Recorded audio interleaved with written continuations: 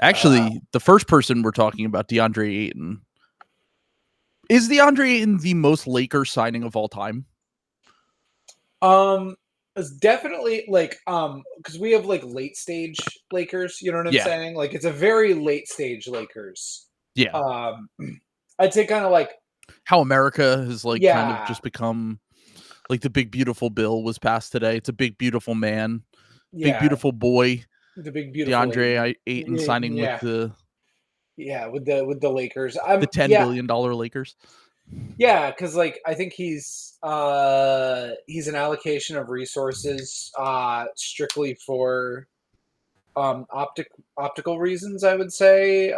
He actually makes things worse, and a lot of the worst people on Twitter think it's good. So it's a 1-to-1 analogy. It's honestly a perfect signing if you think about it. I have I had it written down here that he is the most Lakers signing of all time. When I posted about this, a lot of people said my description sounded exactly like Andrew Bynum, which was basically physically gifted, athletic marvel who might hate basketball. There's a slight chance that he might just not really give a fuck about basketball. Slight chance. That is all but confirmed. His most famous quote in the NBA is second contract. Well, that was first off, that was before the draft. Also, I think look, don't get me wrong. Obviously, it shows you what his objectives are, but also I don't know. If I grew up in the Bahamas, he probably didn't grow up with money, and he probably was to me, that quote is so overblown. And yes, maybe it is a little bit of a mission statement about DeAndre Ayton as a player and what his goals are. But at the same time, I don't know. If I grew up without money and I was the lifeline for the rest of my family to have generational wealth, that feels like a pretty okay thing to say. I don't think VJ is going to have any quotes like that. I don't think so either. I think that they're wired differently for sure, but I don't think that I don't think it's an indictment of him as a person. You know what I'm saying? I'm not a boomer. Sure. I'm not up here saying that, but I do think it's reasonable to infer from what DeAndre Ayton's the fact that he sat for an ESPN story about how much he loves video games. There's a lot of stuff that's just you see a lot of yourself in DeAndre Ayton. I do. You know what I'm saying? I feel because these guys are all so media trained now, to be willing to do that with your media training, you really don't give a shit. You know what I'm saying? And that is fine. I'm not critiquing that. That is fine. You know what I'm saying? I'm just saying I don't think you're being a boomer when if you go out of your way to say, I don't think DeAndre Ayton just cares that much about being in the NBA. And why should he? He's a millionaire already. Yeah. I mean, he is basically living everyone's dream. He doesn't really have to try all that hard, kind of can just fall into, averaging 16 and 10 easily. And now he will be doing it on the team where he's coming from two different fan bases, with the Suns and with the Blazers, where they obviously, the Blazers especially, are a lot more, let's just say, gentle with their players than soccer moms, as Bill Simmons called them. Yeah, there you go. The soccer moms of the NBA. Yeah, they're a lot more about just having fun, having a good time, competing. It's very funny to look back on it that old Bill columns, if you go read old Bill columns, he refers to Blazers Edge the way we refer to Raptors Twitter.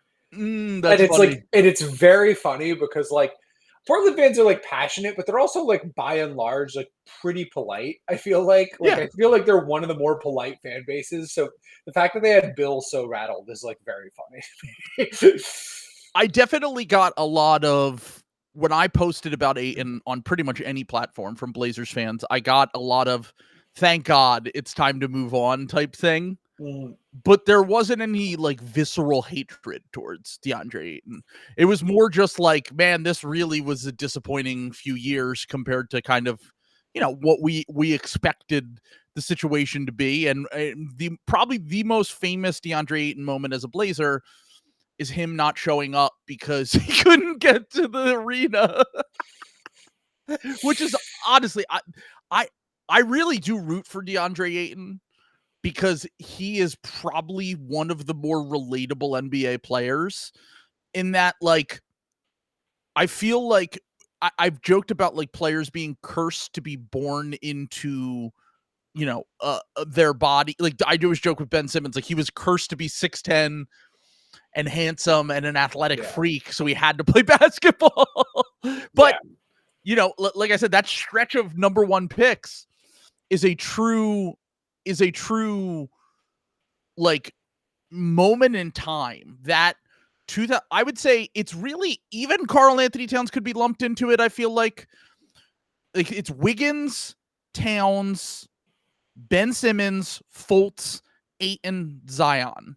Stretch of number one overall picks of guys who were insanely gifted, very talented, that never were really wired quite the way like number one overall picks usually are. They don't have the psychopath gene, is what I'm trying to say here. Yeah. Here's the thing. Look,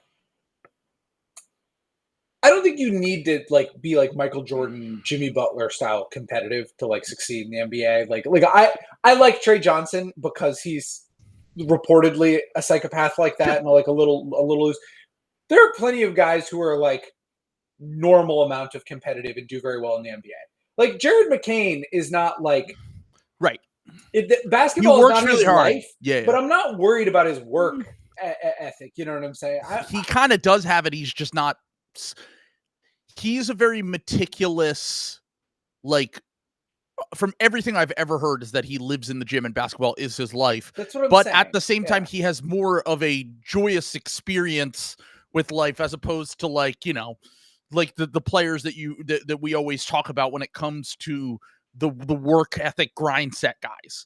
And these players, once again, it's not to say that they didn't have great careers. It's just our expectation for number one overall picks, because some of the greatest players of all time have been selected with those picks. And people have asked in the comments, what about Anthony? But he doesn't count. He sucks. Like he's like, should have never been the first pick in the draft. All of these other guys, there were legitimate arguments for them to be the first pick in the draft. And a few of them were just no-brainer first picks in the draft.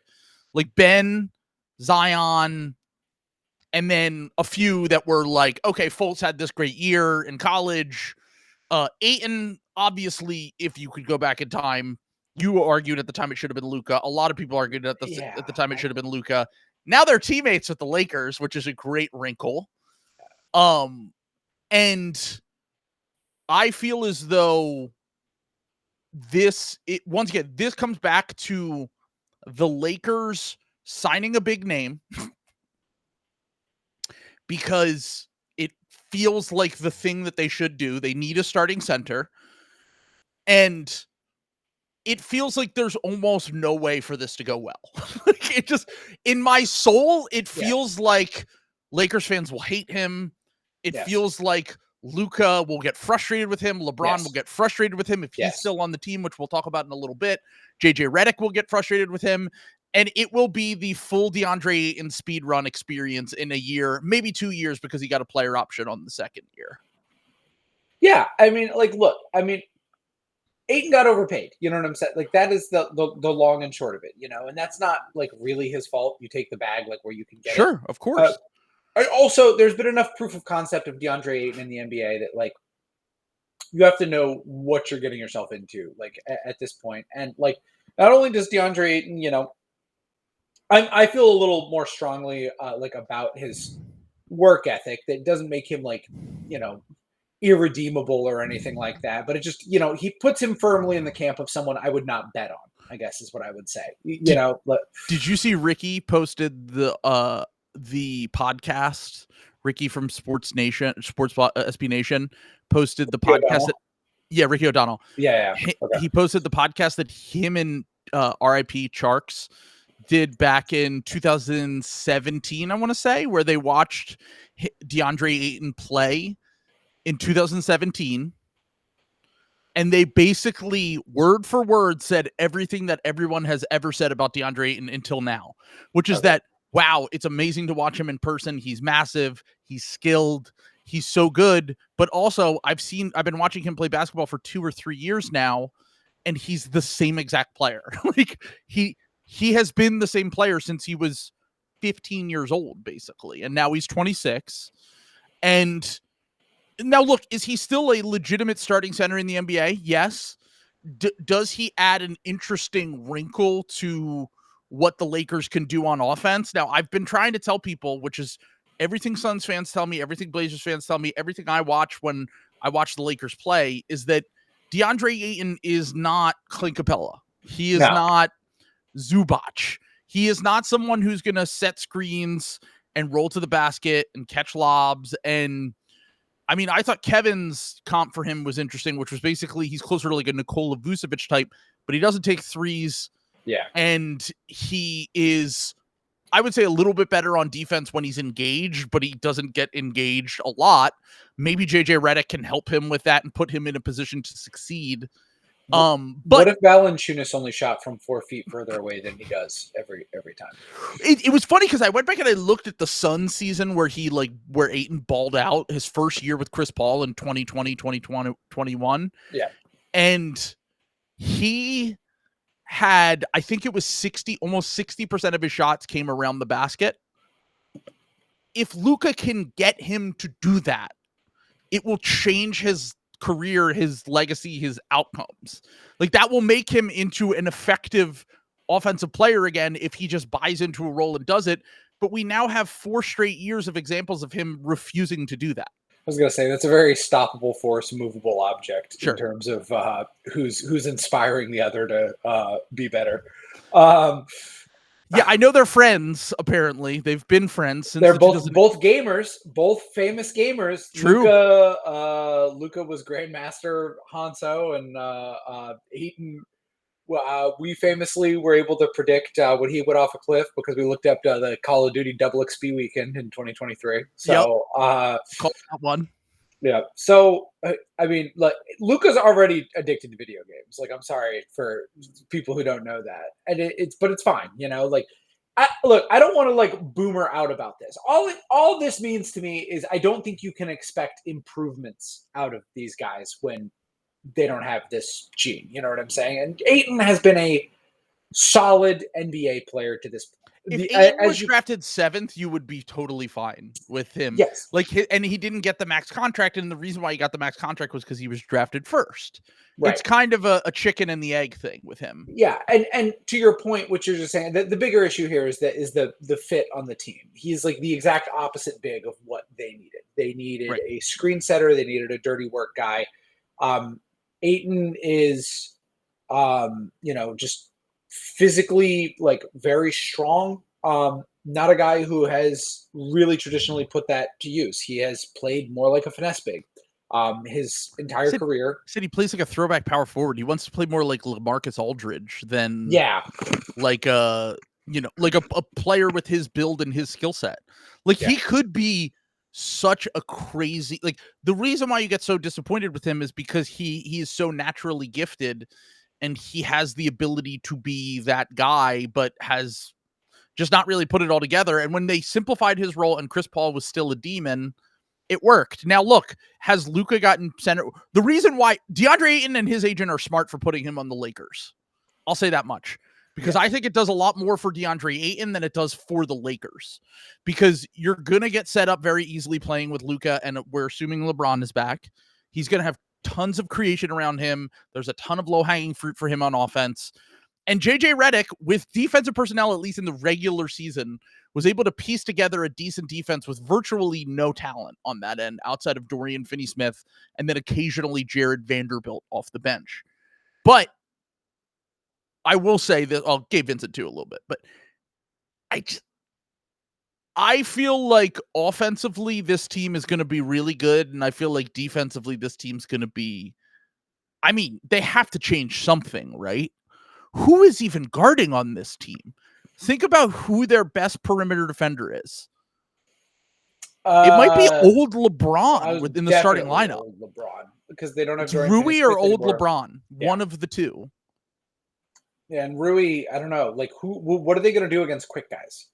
Like these are both LeBron and Rui are like power defenders. Like, you know, like it's not a, I don't know. It's such a, I mean, here's the thing.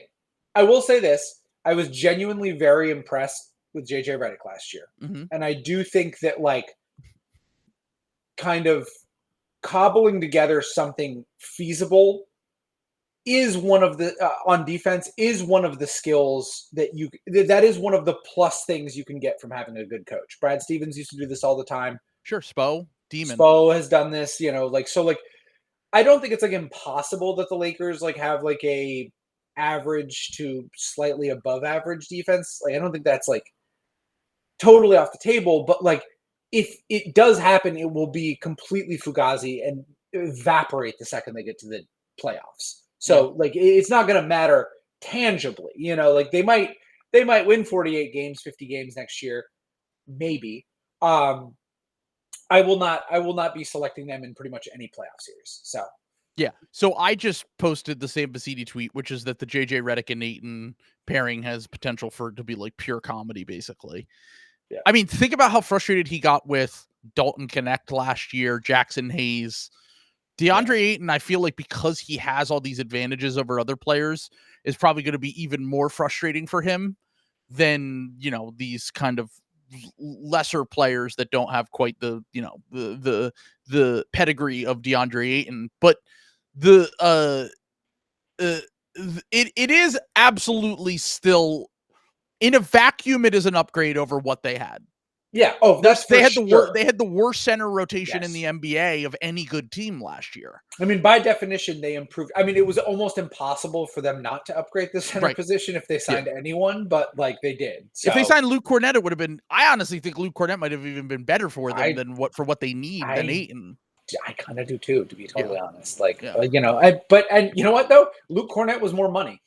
So, Luke Cornett makes $2 million more a year than DeAndre Ayton. Imagine saying that sentence in 2018. Yeah, that's like that's such a very funny thing to like. To be fair, he's also getting a max contract from the Blazers still, basically. Yeah, so he's still getting $25 million. I mean, if you see the way that Shams worded the tweet, by the way, the perverted way that he worded the DeAndre Ayton signing, the master of syntax, dude. He's goated. It's absolute king. Yeah. So for anyone who missed it, which I'm sure if you're listening to this, you already heard it or saw it, but he basically said he will get paid $34 million a year this year, basically implying that the Lakers are paying him that instead of his new contract, which Jake Fisher, friend of the show, by the way, Jake Fisher, who came on our stream the other night, you can watch that on the Patreon. One of the all-time YKB episodes. People are already saying it's part of the Pantheon YKB episode, our stream with Jake Fisher the other night. Yeah. Someone said it was better than some of the Trade Machine War Crimes episodes. Yes, that's insane. Yeah, that's how high is. All right. Easy. Technically on topic, but like, come on. I was not aware of DeAndre Ayton's game. I didn't know that he had that kind of that in his bag, to be honest with you. Maybe he was. That is a number one overall pick type of game. For anyone who's listening, it's a questionable Snapchat photo that has been posted into chat. All right, so he's living his best life. What is this house? What does this mean for LeBron? Because now look, they needed a center upgrade no matter what, and Ayton is technically that. But it feels like this whole LeBron, like I feel like we're about to get a standoff between Pelinka and the Lakers and LeBron and Rich Paul. Yep. I totally agree. And we're going to see who bites first. I know who's going to bite first. It's going to be LeBron. There's no this is like, I'm sorry to say that my goat washed. But like I don't think LeBron realized he like lost the last bit of like leverage. He has been the king of leverage. Nobody has done more. Bill said the same thing after we said it on stream the other night. Yeah, he has been the king of leverage, and like, to be fair, to carry the kind of leverage that he had into like basically his age 38, 39 season is one of the more impressive things. Like how old is LeBron? He's 40, what? LeBron's 40. 40. Like, so he basically got to 40, like, still in control. Or he might be 41. You might be right. Yeah. And basically in control as shadow GM of a franchise into his 40s. That is, like, unheard of. We just saw Damian Lillard at 35 get, like, waived and stretched on a max contract. You know what I'm saying?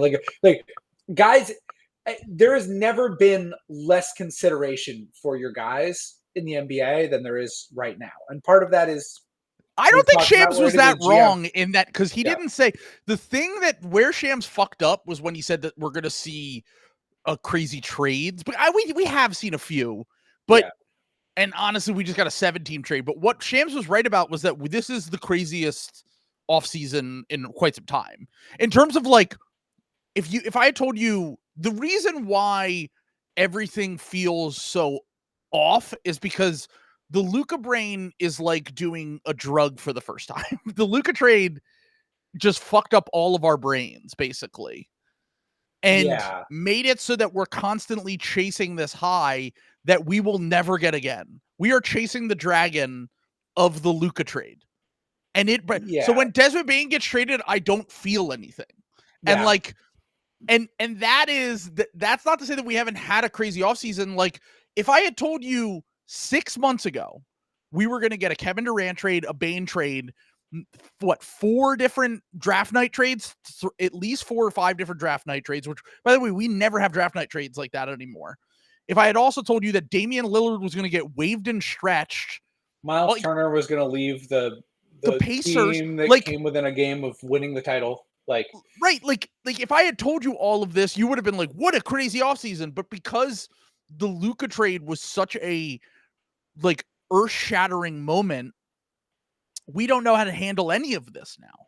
It's all just, like, different. Yeah, it all just kind of, like, rolls into, like, one thing or another. Here's the other thing about this offseason, and maybe this is, you know, part of the broader point about the Luka trade. It's like, outside of it didn't really we haven't had, besides, like, some of these Nuggets trades, none of these trades have changed how I feel about a team. Like, one does in the macro. One does. Cam Johnson. Yeah, that's the Nuggets. Yeah, that's what did you say the Nuggets? Yeah, I said the Nuggets. Oh, I'm sorry. I apologize. Did I say the Nuggets? Oh, I guess I feel like KD to the Rockets is also. Honestly, I do feel like a few of these. Also, I'll say this much: the 4 teams I feel better about than as opposed to a month ago. That are like meaningful, tangible. Orlando, Atlanta, the Rockets, and the Nuggets. The Nuggets, yeah. And, like, some of that, like, the Bane trade was kind of, like, wasn't really the like, it was the offseason, but it was, like, before the draft, so it was kind of, like, isolated. The KD trade we like, knew was going to happen. Mm-hmm. But KD's, like, also so old. It's, like, the thing about the KD trade is it's something that has a very definite shelf life, where it's, like, this will go for 1 or 2 years. Whereas, like... Tops 3, but probably 2. Yes, like, and... Like, so it's not going to be, like, shifting the balance, really. And outside of that, like, I think everyone kind of felt like the Nuggets, like, were, just because they have Jokic, they, like, always had, like, a puncher's chance, and they just kind of, like, moved themselves out of, like, the puncher's chance tier to, like, the contender tier, probably. Like, their new front office doing literally anything is a massive upgrade over their last front office, is what I've gathered. Yeah. Their last front office was just fucking jerking off half the time. What were they doing? I have no idea. Like, yelling at Mike Malone, getting into, like, piss fights with Mike Malone. Like, have you seen the clips Michael of the Malone? I'm sorry. Don't call Michael Malone. We don't have to respect him. We don't have to respect the guy who. Remember when he did AAVE at the fucking the parade? Amazing. Do you remember that? Yes. Brucey B, but he was talking like it was that was when I knew he was gone. Yeah, he was talking like Tracy when Alec Baldwin does Tracy Morgan's dad in 30 Rock. That's a very specific reference, but you'll anyone who actually watched 30 Rock will understand what I'm saying. Go watch it. Yeah, but either way, can I read this Dan Devine tweet that just got said? No, I'm saving that for later. Okay. I have that all written down. I told you that we're reading through that article. Okay, it's one of the funniest articles ever. Okay. So we just calm down. Don't read chat right now. Yeah. Let's just riff. Yeah. But no, the Nuggets. I hadn't read this story. So Trill did tell me that we were going to do that, but I hadn't I still haven't read the story. So even that one little graph I just read is very I have that as part of it. Me. Yeah. Yes. Yeah. So yeah, I literally had written down. Have you seen the TikToks that are like Michael Porter Jr. versus Cam Johnson on podcasts? And it's Michael Porter Jr. talking like, so do you think Jeffrey Epstein killed himself? And then it's Cam Johnson on Old Man in the 3. And he's like, when you're coming from your shooting pocket, like the immediate vibes upgrade with like, look, Jeffrey, to be clear, Jeffrey Epstein definitely did not kill himself. I want that to be clear. I'm not someone who's delusional enough to think that he, whatever. But Lana Rhodes' career, that is definitely tough. That is definitely tough. There's a lot of facts in that. I'm not saying that's wrong, but I'm saying if I'm constructing an NBA team, I don't really want a guy that has that kind of podcast on my team. If I'm trying to like curate vibes, is my whole thing. And also on top of that, I have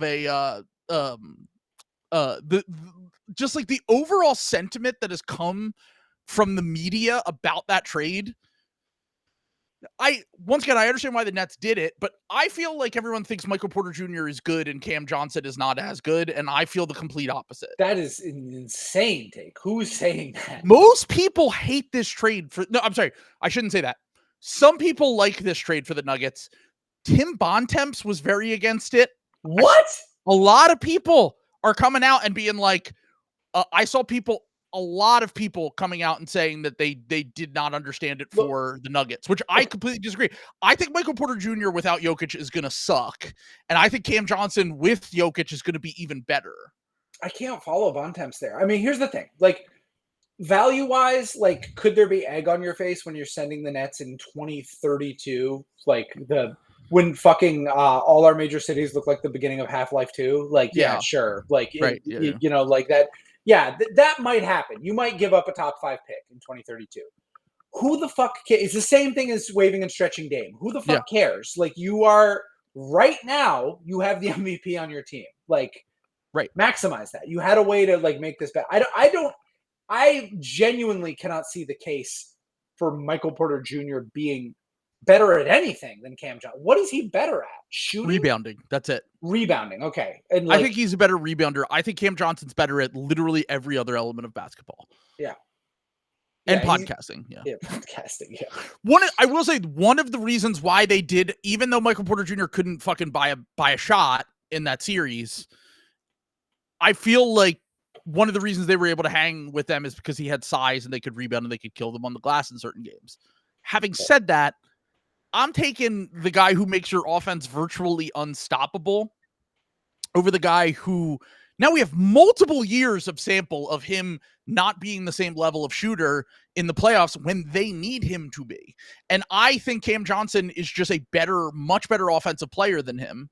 And the defense, Cam is, once again, I think the only element of basketball that Michael Porter Jr. is very clearly better at than Cam Johnson is rebounding. And I think this team, you could put Aaron Gordon at the 4 and Jokic at the 5, and like Christian Brown's a pretty good rebounder for a guard. Like, you're not losing much. Like, honestly, the only thing that I think that the Nuggets are going to struggle with is they might run into a team that offensively can kind of cut them up, but they still have to match the Nuggets on these other side. It's kind of similar to the Pacers, where the Pacers might give up 120 points in a game, but they're also going to score 130. So who gives a fuck? Like, that's how I feel about a healthy Nuggets team with Cam Johnson next year. And I was surprised at the amount of people that came out and said, well, Cam Johnson's older, which is funny because it doesn't seem that way. Cam Johnson's older. How much though? It's like a 2 year years, and a half. Yeah. I think it's 2 years. Yeah. But like Cam Johnson's in his prime right now. You have Jokic in his prime, Murray in his prime, Gordon in his prime. We just saw with the Pacers, and the Knicks, if you line up a bunch of guys that are a blend of entering their prime, end of their prime, you can really start to get cooking with a team, especially deeper into the playoffs. So I love the trade, and I get why the Nets did it, because I don't know if you've listened to Bill, but Bill talked about how the Nets use their cap space and how it was stupid. And I was like, what? like we have been talking about how the Nets should be using their cap space to take on contracts and get picks. Okay. So I didn't listen to Bill. Can I make a guess what he said? Yes. Was he frustrated they didn't play free agency and like give money to like Kuminga or Giddy? Is that like what he thought they should do? Bang! Yeah, okay, of course. So Bill is he specifically said Kuminga and Grimes, I think. Which actually you could sell me on Grimes, but Kuminga, I'm sorry, not Kuminga. It was Kuminga, Giddy, and Grimes. Yeah. But yeah. That is like the most someone who's like paid attention to the league, but also isn't keeping like isn't like refreshing their understanding of the league, which is like what Bill is. I still think Bill's like a pretty good analyst just because Bill has like so much experience and he does do really well with vibes and all this other stuff. But stuff like this, he's like never going to understand because this is something that was like very different like 8 years ago. Like that is something you wanted to do when these guys would get to restricted free agency. That doesn't happen anymore. Right. What has happened, the guys who make it to restricted free agency, by and large, are going to be negative value on their contracts that you're going to give them. Sure. Because if there's going to be positive value, they've been extended. Like that is just something that happens. Guys don't make it to restricted free agency anymore.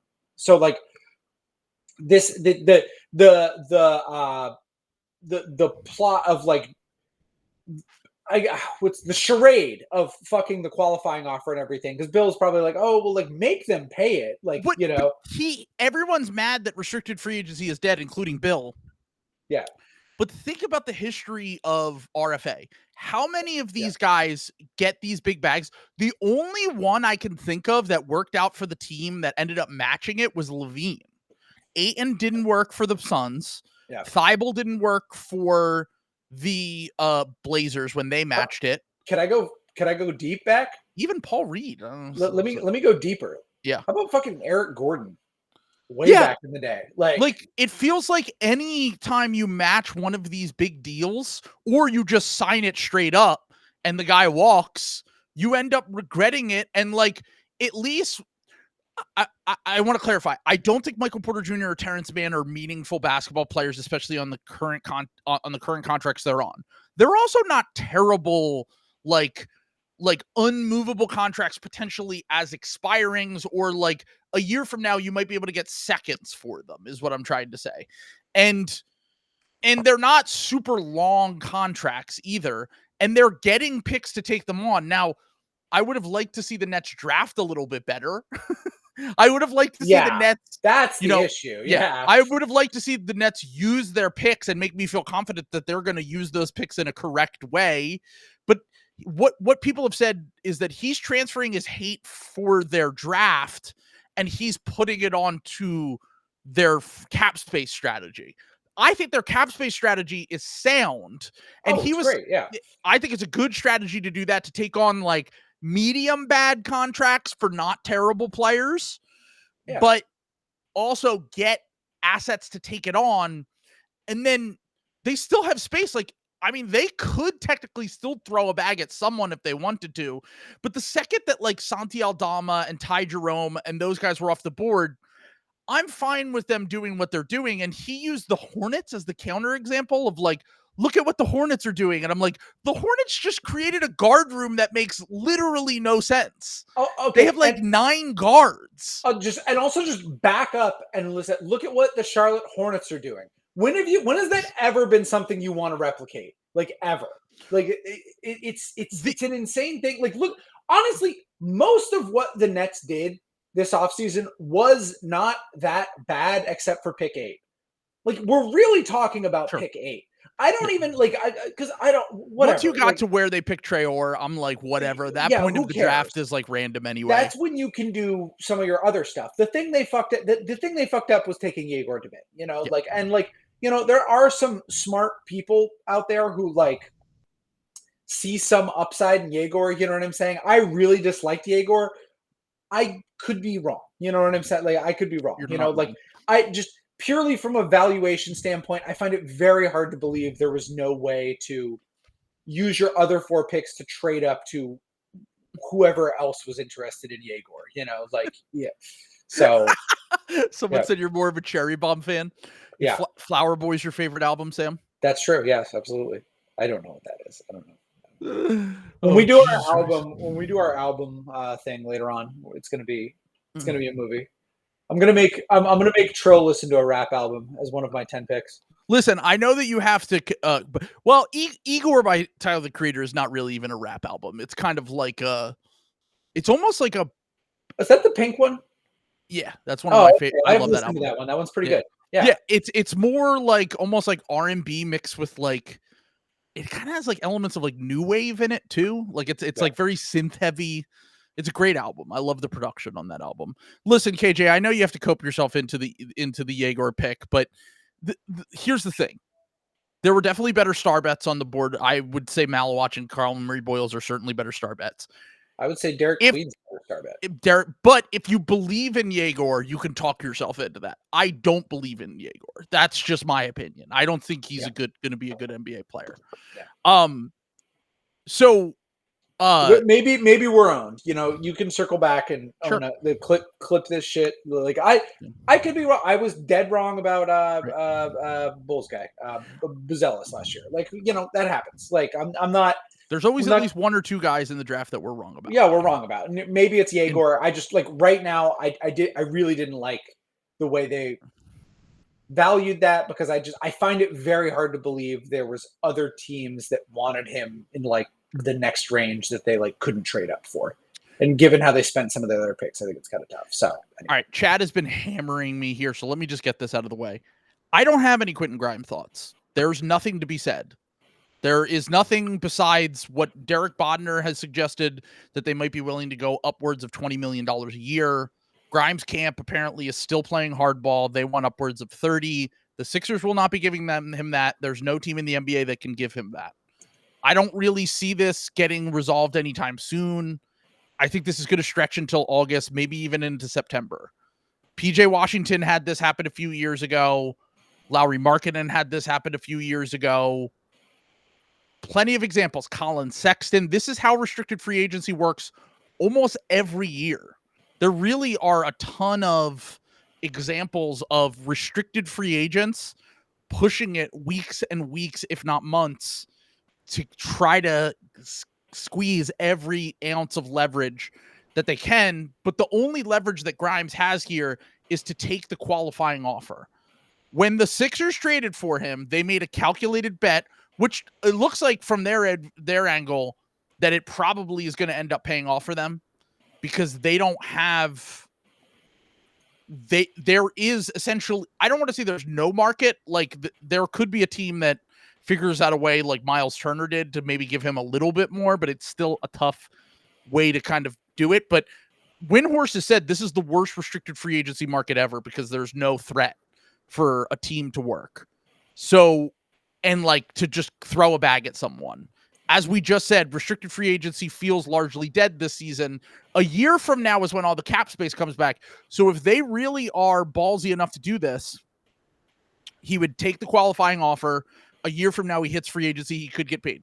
Keep in mind, this is the same guy that played at 2 different colleges before NIL, transferred, has now played for 4 different NBA teams on his rookie contract, forced at least 2, possibly 3 trades so he could get rotation time, minutes, so he could prove himself and get paid.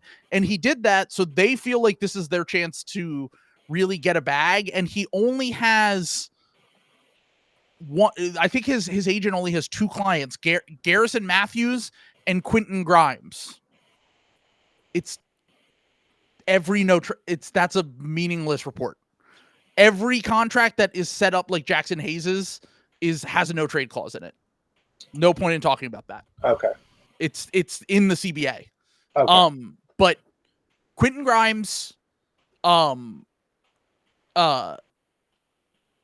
Quentin Grimes, long story short, is just not, they're going to be in a stalemate for weeks, if not months. I don't think there's going to be a resolution anytime soon. I could be wrong. I think that this probably ends with him taking like a 4-year, $80 million contract from the Sixers with a player option on the last year. And I don't think the Sixers are going to be doing, I tried to tell Sixers fans that they weren't going to be that active in free agency. Like this offseason was about the draft, getting Grimes under contract, and then figuring out what Joel Embiid and Paul George's health look like next year. There was never going to be a big signing. There was never going to be a big trade.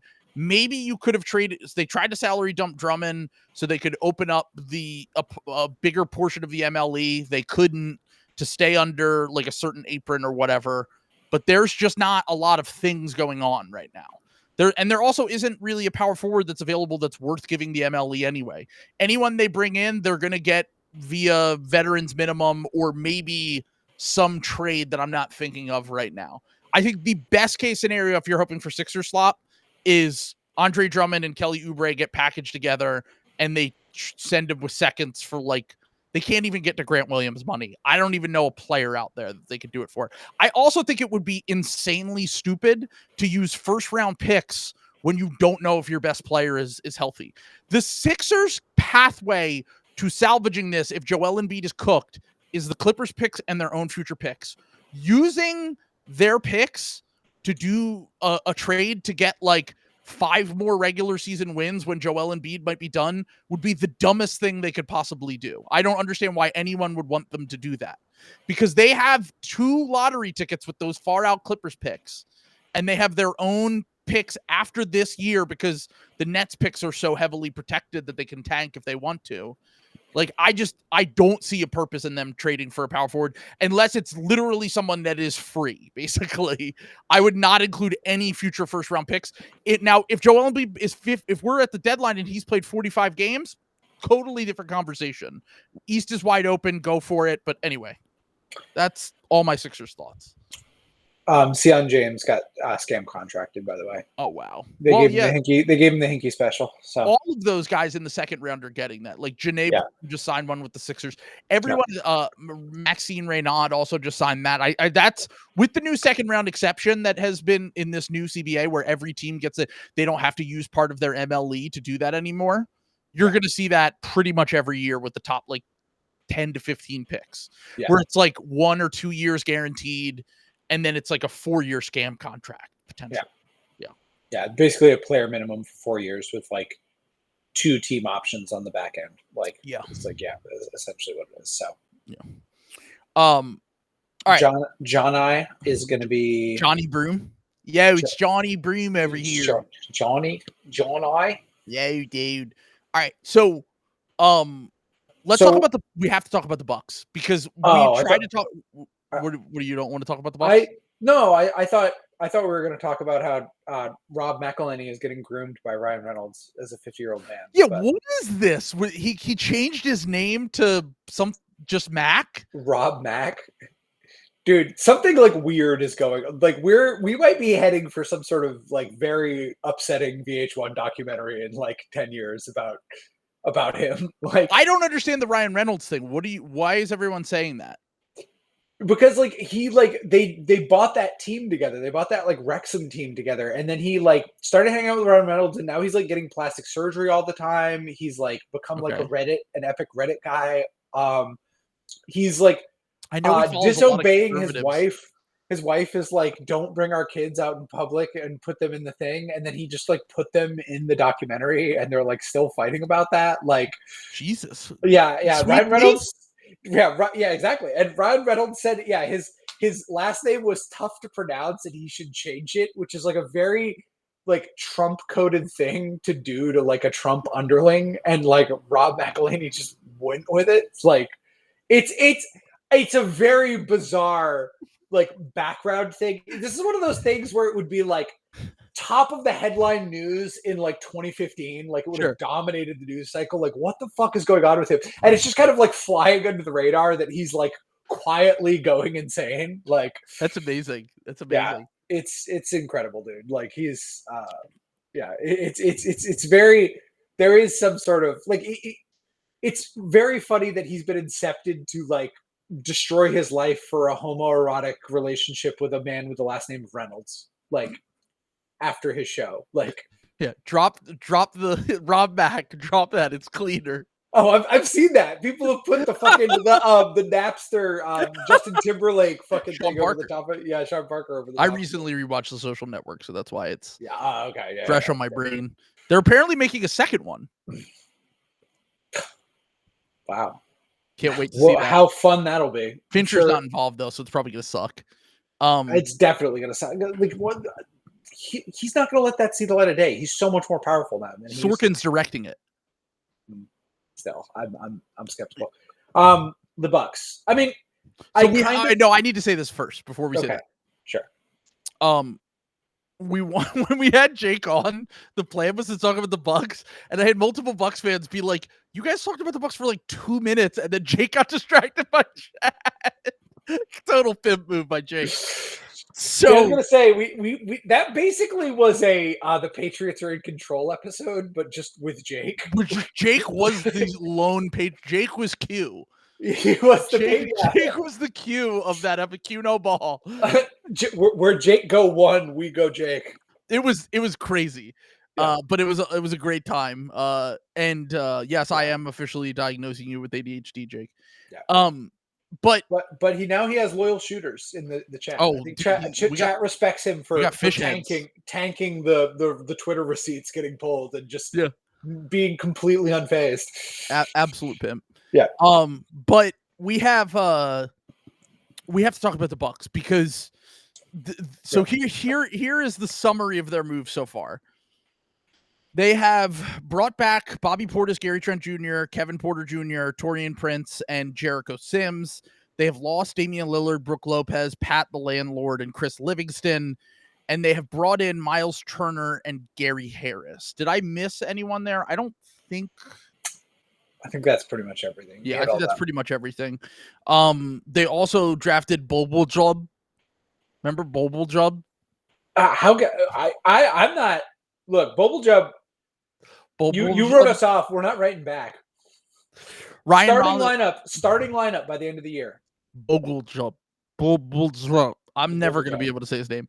Yep. Ryan Reynolds will like Ryan Reynolds. They're signing Ryan Reynolds. Signing Ryan Reynolds to run.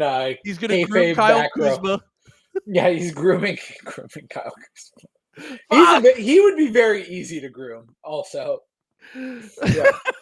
I mean, the Republican Party has already groomed Kyle Kuzma. He already got RFK groomed him already. Oh Jesus Christ! He groomed by podcasters. Groomed by Sneeko. But for one more. But we have to talk about the Bucks. So what are your thoughts here on their offseason? Because it seems like there's been some pretty extreme opinions. Bill was going off about it. There have been people that yes, he was very much against what they did. A lot of people have been. Here is my take on the Bucks offseason. Fuck it, we ball. Will it work? No. Was it bad? No, who cares? Like no, like nihilist Bucks, if you will. Yeah, like I don't. Who cares? Like if the plan is not to trade Giannis, the only way this is bad is if you're trading Giannis before the end of next year. That is the only way this is bad. Because if you're gonna keep Giannis, might as well do this. Because I think the only move of real fucking cachet, importance, whatever, is the Myles Turner signing compared with the Damian Lillard wave and stretch. We talked about this a little bit with Jake on the episode. It's the largest wave and stretch. It's the biggest percentage of dead cap a team has ever had on their books ever in the history of the NBA. There are until we get Bradley Beal. No, until we get Bradley Beal. But here's the thing: it's regulated. You can only have 15% of your cap be dead money. His is 14. Josh Smith, which was like the previous record in the modern era, 18%. So like that is an enormous amount of money. Here's the other thing to go out like multiple years. So it's 5 years. Okay. Here's the thing: if you're going to keep Giannis for 2 years and then trade him, you're not going to be good. In 3, you're not going to be in a position where you have to be signing players to cap space in 5 years if the plan is to play with Giannis on your team for the next 2 years. So it literally does not matter because you did not give up a first-round draft pick. Like oh, maybe it will cost you not having that $22 million of cap space available to absorb, to like facilitate some sort of sign and trade deal. Who knows what the salary cap will be at that point? That might be the mid-level exception for all we fucking know. Like, it doesn't matter. Like, it really doesn't matter. So, like, if the Bucks aren't trading Giannis, and that is question one, and all that indicators, was his whole point was that he was like, just trade Giannis. Why are you doing this? Yeah, I mean, well, and to be fair, that's what I said, but you missed the boat. You know what I'm saying? If you were going to trade him this offseason, you should have done it already, because you missed the window for the bidding war. You could have gotten you could have gotten Phoenix picks from and all the Rockets. media people that are like, oh, teams are just waiting out just to see. I'm like, those teams are just using that as an excuse not to make moves. Not true. Yeah. The Heat are just using that as an excuse to not do anything. The Knicks shouldn't even do anything. Like, what is their package gonna? No one wants that shit, right? Yeah. No one wants, like, Jalen Brunson is a great player. What is he gonna do for this fucking Bucks squad? Yeah, nothing. Like, that is not. It's not gonna happen, dude. Like. So here's the thing. I still don't like this. That's just my opinion. I'm not changing it. I don't think that Myles Turner and playing a bunch of bad players really does anything for this team. Maybe Correct. There was no pathway out of this, and that's fine. I don't like it. Having said that, there's at least an alleyway for them to figure this out, and that to me includes using those far out picks to trade Kyle Kuzma. Like, if you want me to take you seriously, that would be horrific, though. Now, that I would hate. Like, okay, here's the thing. If you go into next year and your team is cooking, and let's say huge if, but yes. Sure. I'm not saying do it now. I'm saying, let's say they're 30-10. Let's just, I mean, they're not going to be 30-10. Let's say they're 20. I'm trying to be nice. Yeah. Let's say they're 25-15. Okay. Yeah. We're around the deadline, and sure. every lineup with Kyle Kuzma is good, and every lineup with Kyle Kuzma is bad, because that's usually what happens when you have Kyle Kuzma on your team. Yeah. If there is a trade that falls into their lap, or I think it would be really funny if they just leaned further into the bit and just kept getting players that seemingly the entire league has given up on. That's kind of been their thing the last few years. Is it's very Lakers coded, where it's like, let's just go get the guy that no one wants.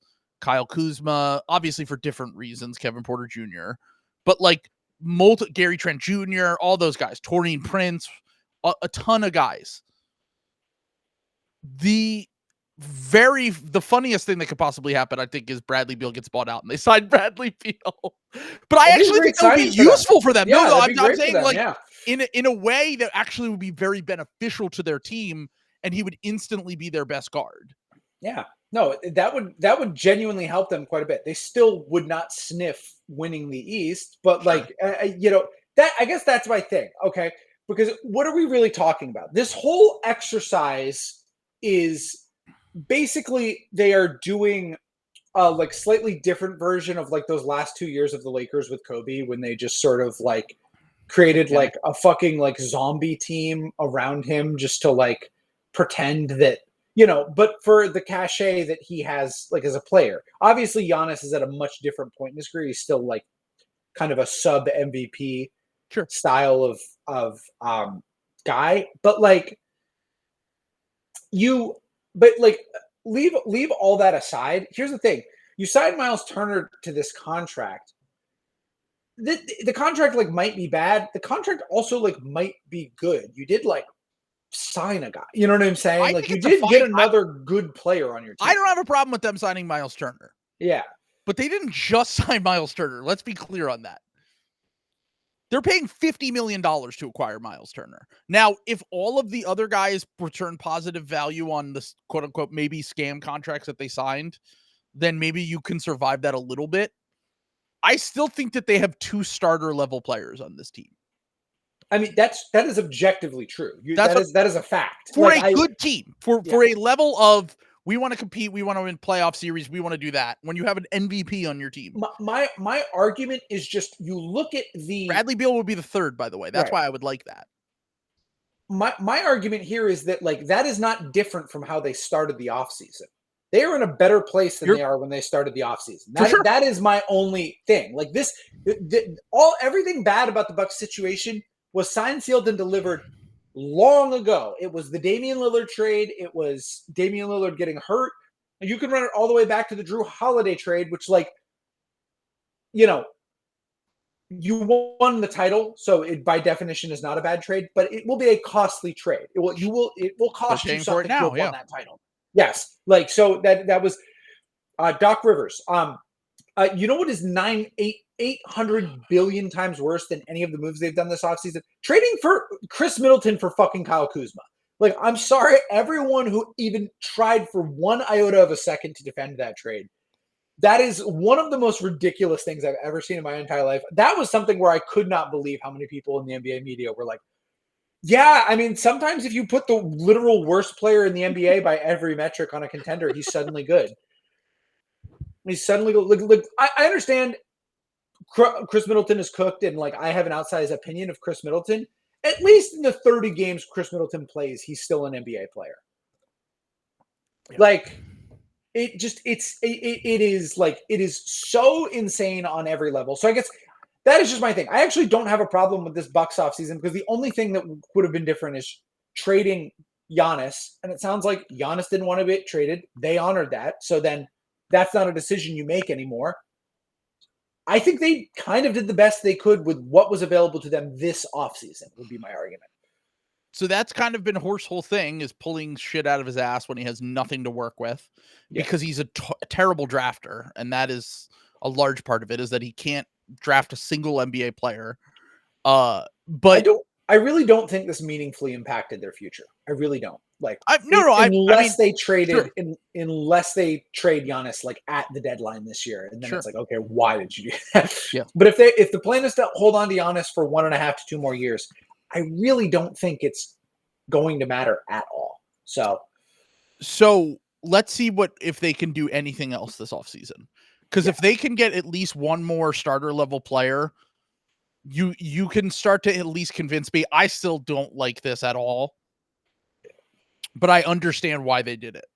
What do you not like about it? I guess just like is it just the money going forward? Like, what's the? Because I don't really see a downside. Like, I just think that it is amazing to me that Giannis is an amazing all-time player. Everyone would agree he's one of the 25 best players of all time. Yeah. The one thing I will say that is impressive, and I have to give John Horst credit for, the fact that he will now be playing his 7th straight season with one of the 5 best stretch bigs in the NBA that also can protect the rim. That is like the hardest thing to acquire outside of true superstar players. And he's having on his team every year. Yeah. That's crazy. It is crazy, yeah. And really, outside of that one year where Brook had the back injury, they really have always had that archetype of player. That is just absolutely insane to me that they the initial signing of Brook Lopez probably swung them the title. Like, that is a title securing move. Made them a contender. Yeah. That was one of, all in all, like, probably one of the like biggest $4 million signings in the history of the NBA. Like, yeah. But like, once again, I'm not saying that they shouldn't have done it, because at this point nothing really matters. Right. I just don't. It doesn't do anything for me. Yeah, it doesn't do it. I mean, that's correct. That's my ultimate opinion on this. Yeah. And I think we agree on that. Yeah, we'll see. We'll see. So I think it's like worth at least, the 0.2% chance. Yeah, they are literally in the fucking wee ball chance. Yeah, they're in the fucking wee ball stage. I would love them to be able to either get. Apparently, there have been rumors that they're trying to work out a sign and trade with Myles Turner so that they can try to get more space from the MLE. I don't know why the Pacers would engage with them on that at this point. Yeah. Maybe they can get something out of it, seconds or something, and also a large trade exception. But I look at it like, if they are able to do that and acquire more good players or playable players, either via trade, someone gets bought out, there's a free agent that I'm not thinking of. They can't get Horford. Not that Horford would be someone that they would want to go after anyway. But like, I'm thinking of like the very few good remaining free agents. Like they're probably not going to get any of those guys. But if they can somehow acquire someone, maybe it's PJ Washington or something. I'm just riffing here. Now I haven't even thought about who they could get. Yeah. But if they can get someone and there's a little bit of upside there, then yeah, maybe they can win a playoff series CP3, or make a run with Giannis. Somebody just said. I mean, sure. He's 40 years old, but but like I think he would help them. Like, I'm sorry, like he probably would. Like, man, that's tough. Yeah. Let's talk about the Dame teams. Okay.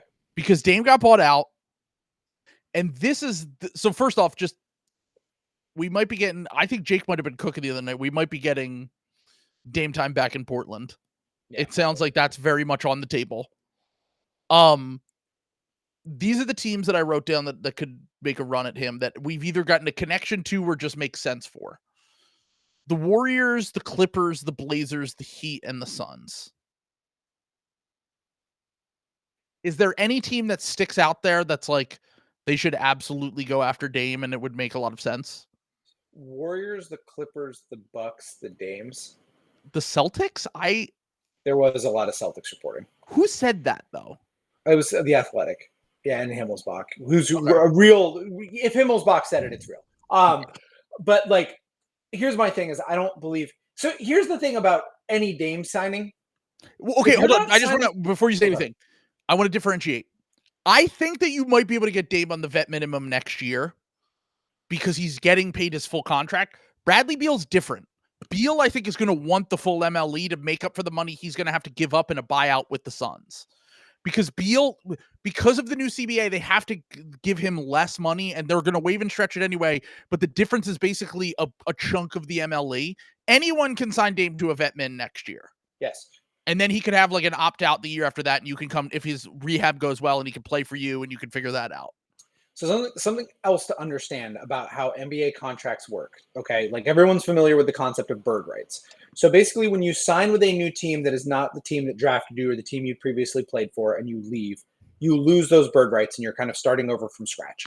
You can only be signed into cap space, and that scales up or an exception. No, you have to be traded into the exception now. What? Unless they change it. Well, you like if a traded. I meant like a mid-level exception. A mid-level exception, yeah. Or a room exception or something like that. You know, those exceptions, yes, you can be signed with. So like you have to, and those scale up over time. If you've been with that team for 1 year, it's something called non-bird rights. I think it's about 110%. If it's if you've been there for 2 years, it's called early bird rights, and you can sign for whatever 175% of your contract you just played for was. And then the third one is the full bird rights where you can sign for whatever you want. Dame signing with a team is not going to be impactful. Like it's not going to help them retain him at all unless it is for like at least the MLE. You know what I'm saying? So like, I'm not sure how impactful this is like news-wise, I guess, is because I'm like almost positive it's going to be a minimum that he signs. Well, Dame is the rare. Like, I know, look, everyone loves to rag on Dame. He was still an all-star the last 2 years. Like, he's still one of the 30, 40 best players in the NBA. And post-Achilles, maybe he's different. Maybe he's 36, 37, and it's over for him. I mean, we've seen this so many times with smaller guards. They have a major injury and their career's over. Having said that, Dame is in a unique position where we've never seen a player not even have to get bought out of a supermax contract. Yeah. Like, Blake Griffin got bought out. John Wall got bought out. He is literally getting the full amount that the Bucks owe him over the next 2 years. Now will only affect their cap hit for 5 years, for years out, the Bucks, but it won't. He will get all the money, so he can sign wherever he wants. And I think, I mean, it sounds like he's rehabbing back in Portland. He obviously has a connection there. I think he's probably just going to go back to Portland I would like to see him sign with a number of teams and see a year from now what he can actually do for a team. But Portland, he's kind of the 09 Iverson thing right now, where like he can go rehab there. Yeah. He can do the victory lap. And if he's washed, he can retire after that. Yeah. I think in terms of competitors, I do think the Celtics are a pretty good fit for him. So the Celtics, right. Because then you'd have Dame White, Jaylen Brown when Tatum comes back. Yeah, and then yeah, whatever you figure out for center. They do make sense. You know who really could use a guard, actually? Who's that? The Milwaukee Bucks. He just is like, fuck it. I don't care. Do I get to victory lap that trade was a disaster? Yeah. No, you completely caught it. I will say we said this in our conversation with Jake the other night, and I do feel strongly that I think that there's a world where Damon Giannis could have worked. I don't think it's on this version of the Milwaukee Bucks where all of their other players were either old and injured or bad. Yeah. I think there's a world where, like, if you have a great context for those two players, they can figure it out. But I certainly don't think they maximized each other. I certainly don't think they were ever considered contenders during these 2 seasons. Like, we never did. We never considered them anything more than just like a scrappy playoff team. Yeah. And I think that it was, and also the availability of them not being like, that's part of guys getting older. Is that like, this is why I think that the teams that I feel like I'm going to be higher on going into next year are teams that are like a little bit deeper. Like, I feel like the Magic and the Rockets kind of fit that bill, at least for the regular season. A little bit deeper, a little bit younger, a little bit more athletic, a lot of low-hanging fruit. And the teams that are like old and have 3 good players, I'm fading the fuck out of them. Yeah. No. I don't. I mean, we're not there yet. Warriors. I'm still don't know what I'm going to do with the Warriors here. The Unks, the Super Unk team, the Unk squad. Is this assuming they sign Al Horford? Yeah. I think that's happening. Like, I think that's sounds like it's either a done deal. Yeah. Warriors or retire. It's one of the 2 options. I feel like, especially now that DeAndre Ayton has decided, and Jackson Hayes is going back to the Lakers. I guess my thing with the Warriors is, I think they're going to struggle to get to the playoffs. I think as a playoff team, I think that's an awesome team. Yeah. But in this Western Conference, it's not a guarantee with all of their guys. Like, they gotta all play at least 60 games for me to feel good about them. And man, Steph especially, you're so reliant on Steph, and like Jimmy is just like different stage of his career. Al, these are all guys that you don't want playing more than 55 games. And it feels like a really hard needle to thread when it comes to how do we balance that? The Sixers just had this past year and had the most extreme version of it, where they had a bunch of old guys and, oh my God, it blew up in their face.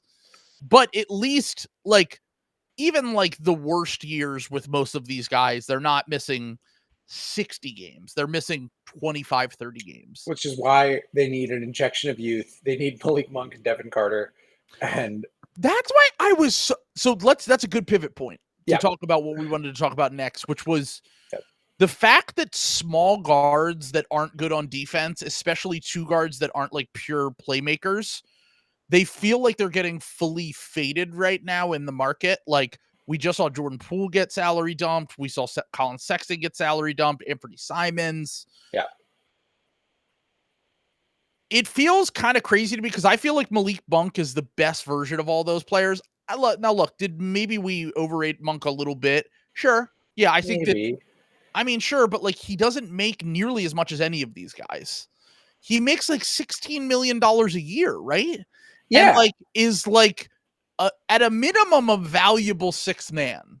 And like, to me, if I were the Warriors and I didn't want to bring back Jonathan Kuminga, because the rumor that's been going around, which has been everyone and their mother has been fucking reporting it, that is in Detroit and with the Kings, is that it is basically like the Pistons take Monk, Devin Carter, Saric in seconds or maybe a protected first to the Kings, and Kuminga on like a $25 million, $30 million a year contract that the Warriors do not want to give him ends up going to the Kings. Now, is that a mess for the Kings? Absolutely. What the fuck are they doing? Like, they're building the most disgusting basketball team of all time. It will be one of the most, I will be locked into all their games next year. Late night Kings basketball with Sabonis and Schroeder and DeMar and Levine and Kuminga maybe, and maybe Russell Westbrook. Dog. It's going to be the most gross hoops we've ever seen in the history. I don't even know what to make of that. Like, It sucks, man. Like that is CTE ball, dude. That is like the word. That is. I feel like that is like literally like the fucking like Yellow King from fucking True Detective, the play where like you just I wear no mask, but instead of the Yellow King saying I wear no mask, it's there is one ball. There is one ball. There's one ball, and then you just fucking tear your face off at the end of it because of the cosmic horror of it all. Q said that the AI from 2K is building their team. Skynet came online. The 2K Skynet was operated. It locked what's his name?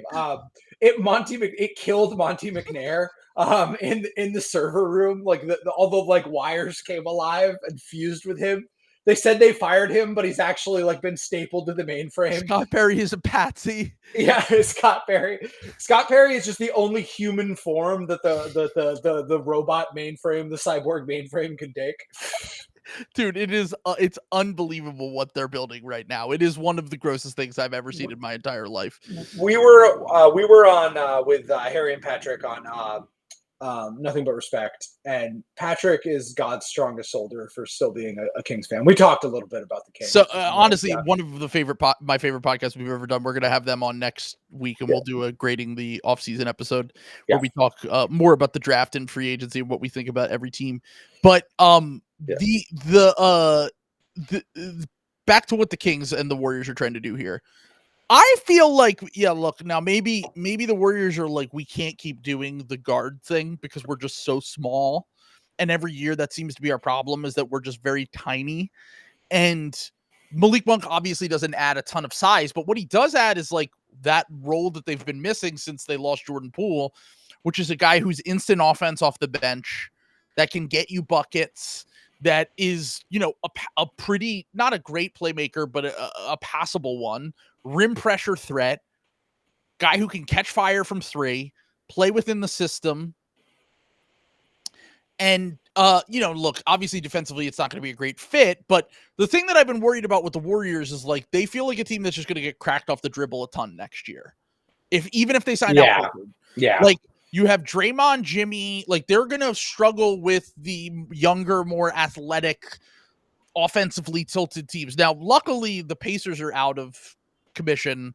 That would be the kind of team that would kill a team like the Warriors. But like, luckily the Pacers are going to have a little bit of a gap year. There aren't a ton of teams like that. And I've been thinking about it. The West teams are more defensively tilted than offensively. So the Warriors might be able to survive that a little bit. A team like the Timberwolves, though, who they just lost to in the playoffs, like I could see them getting like kind of just overwhelmed with like all of their wing athletes and stuff like that. Because they're a team that just needs, like, that's why I was like, man, if they could get Devin Carter and Malik Monk, like, obviously getting two more guards is not, like, ideal for them. But, like, Devin Carter could be, like, your defensive point of attack guy who is just, like, causing chaos and whatever. And then Malik Monk is your instant offense off the bench. And I kind of like that for them, but apparently they're not interested in that.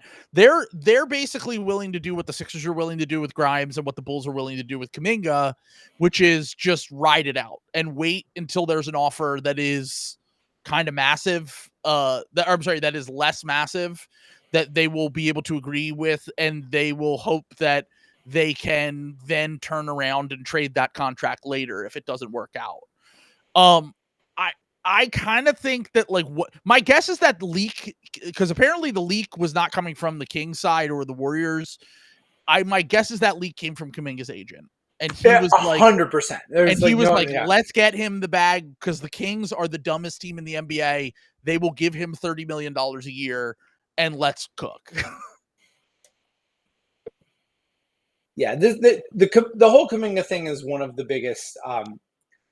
I'm kind of over it because it's very who care. I thought it was like 2.5 years of this dude, and like he's like not a player who matters. You know what I'm saying? If he becomes a player who matters, it will be because he is paid $30 million, and suddenly he is one of the overpaid players. Like my op Brett Siegel. I don't know if you saw his post on Twitter last night. No, did you see it? No, what did he say? My favorite op. Hold on, I'm gonna pull it up. Wait, why is he your op? What, are you guys Remember beefing? we That's got right. into the fight over the draft. That fight, that was him. Okay, yeah. Yeah, he's my op, dude. 35-year-old white man using the term op unironically. All right, hold on. Let me Future does that, doesn't he? Well, Future is not a 35-year-old white guy. Oh, I guess you did say white. Okay, never mind. It was a very Tobias. Future is very much allowed to use the term. Yeah, I was gonna say, I thought you just that was like a very Tobias for Arrested Development. There are very few successful, straight, and handsome men. Well, that certainly leaves me out. Single. She did say single, right? Future is a very handsome man. Yeah. All right, so this was his exact post about Kuminga. There it is. Okay, there we go. There are a lot of people that would love to keep him around, the owner included, talking about Kuminga. That part's in Kuminga's court, but keeping him doesn't necessarily mean he would be there long term. Today's NBA is all about cap management, and having him at 30 million plus is very, very valuable. How do those two thoughts come together? It's very valuable to have good cap management, and also it's good to pay Jonathan Kuminga more than $30 million per year. Jonathan Kuminga, who's never started for multiple seasons in his NBA career. It is good to pay him $30 million a year when he's been largely a bench player so far in his career. Not a terrible one, but just like a middling bench player that maybe could get better, but also has not really shown, a ton of ability to be adaptable. It's good to pay Jonathan Kuminga $30 million. This is what happens when you talk to agents all day, is what people have pointed out to me. Yeah. Is that your brain it's why when we had the argument over the second round pick thing, it's because if you only talk to agents, it's every 50th pick in the draft just needs the right situation. Yeah. It's not that they're not talented enough to make it in the NBA and they have to go over to Europe. A great example of this is our beautiful Bill Simmons. Is another person who talks to agents like way too much. This is just like what happens is you get fed stuff like this and you just like believe it. I don't have any problem with being positive on young players, but I do have a little bit of a problem to say that it's very wise to give Jonathan Kuminga $120 million when he hasn't done anything. Now, is there a chance? But when he said the NBA is all about cap management, he meant like literally having the hats on your head at the draft. It's definitely possible. You're managing who's wearing the hat at the draft, because in that case, maybe paying Jonathan Kuminga $30 million will increase cap management because other good players will not be wearing your cap on their head. He's managing cap right now because he's lying. I thought of that halfway through your rant, and then I looked at the comments and I saw someone had already said it. So that's all right. Well, unfortunately. But by the way, before we move on to the article piece here, because we talked about pretty much everything that has happened, you're gonna love this article. By the way, I can already tell that this is gonna be one of your favorites. I just the two sentences I read when it got sent in chat, like immediately, so great. Dan Cooks, by the way. So that wasn't Dan. But was it Shamit Dua? Friend of the show, Shamit Dua wrote this article. So he cool. was at our live show in New Orleans. Shout out. Yeah. So I saw Dan share it. I thought Dan wrote it. Dan was sharing his article, which was But all apologies. So I have a question for you. Okay. Where do you think Bradley Beal ends up if he gets bought out? Because we talked about Dame. I think the Bucks is on the table. I would, if they can figure out a way to make the money work. The Bucks or the Mavs are the two teams. Unfortunately, the Mavs already used their taxpayer MLE. D'Lo's a fine player too. It's fine to use it on him, but I also think the Celtics might be interested because of the Tatum connection. If you're paying him $5 million, you guys are literally just building a different version of the Sixers next year. Which is that you're just going to have 4 of your 5 best players are going to be guards. Jaylen Brown's a wing, at least. Grimes is our version, but Grimes is really a guard. VJ and Grimes are trying to be wings, but they're really guards. No, we're going to have, dude, Tobias Keita is our projected center, dude. Celtics fans are coping so hard. They're posting Darko charts that show Neemias Queta like kind of on a trajectory of Luke Cornett, like a little bit, because he like Darko is the fakest. I know. I'm watching totally it. I'm out like, on Darko. I'm like every time I see a Darko chart, I'm like, oh, okay. So like Cam Johnson coming off the best year of his career is going down on Darko because his second best teammate was like Nick Claxton. like shocker. like duh. I think it's gonna go up when he plays with Nikola Jokic. Darko is like literally like the Rorschach like ink blot test. Like I'm over like, it. You see what you see. Like, you know, like it's what you want to see. All context and team winning. Yeah. Like and like who's around you. Yeah. But unless you're like an on-off demon. That's like the only time that it's different. Yeah. But I just want to the Celtics don't have the money, so they're not in like there's a way the Bucks can figure out a way to make the money work. I would love that. I think a lot of teams are going to be interested in Beal. I do think the Celtics, if push came to shove, they could figure out the money. I think it's not easy. It's not easy because there's no trade way. There's no like because he's getting bought out. No, you would because here's the thing. They need to cut. Yeah, well, no, they're not going to do that because they want to get under the tax. Like that is a full. Then there's no way that this can happen because Bradley Beal is taking less money to leave. Like he's going to want the part of the MLE. That's why I think that there are other teams that will do like Rob Flom has been saying that he's been hearing the Clippers would be interested, and they didn't use they have the full MLE and they only used part of it on Brook Lopez. So they could make up the difference. I think the teams are going to, the reason I brought up the Celtics is because I think the teams are going to need to offer him like a starting job. And the Clippers, would he start with Harden? Yeah, I think he would start. I think they would do Harden, Beal. They've done that. They let Russell Westbrook start, dude. I guess that's true. Yeah. I think it would be Harden.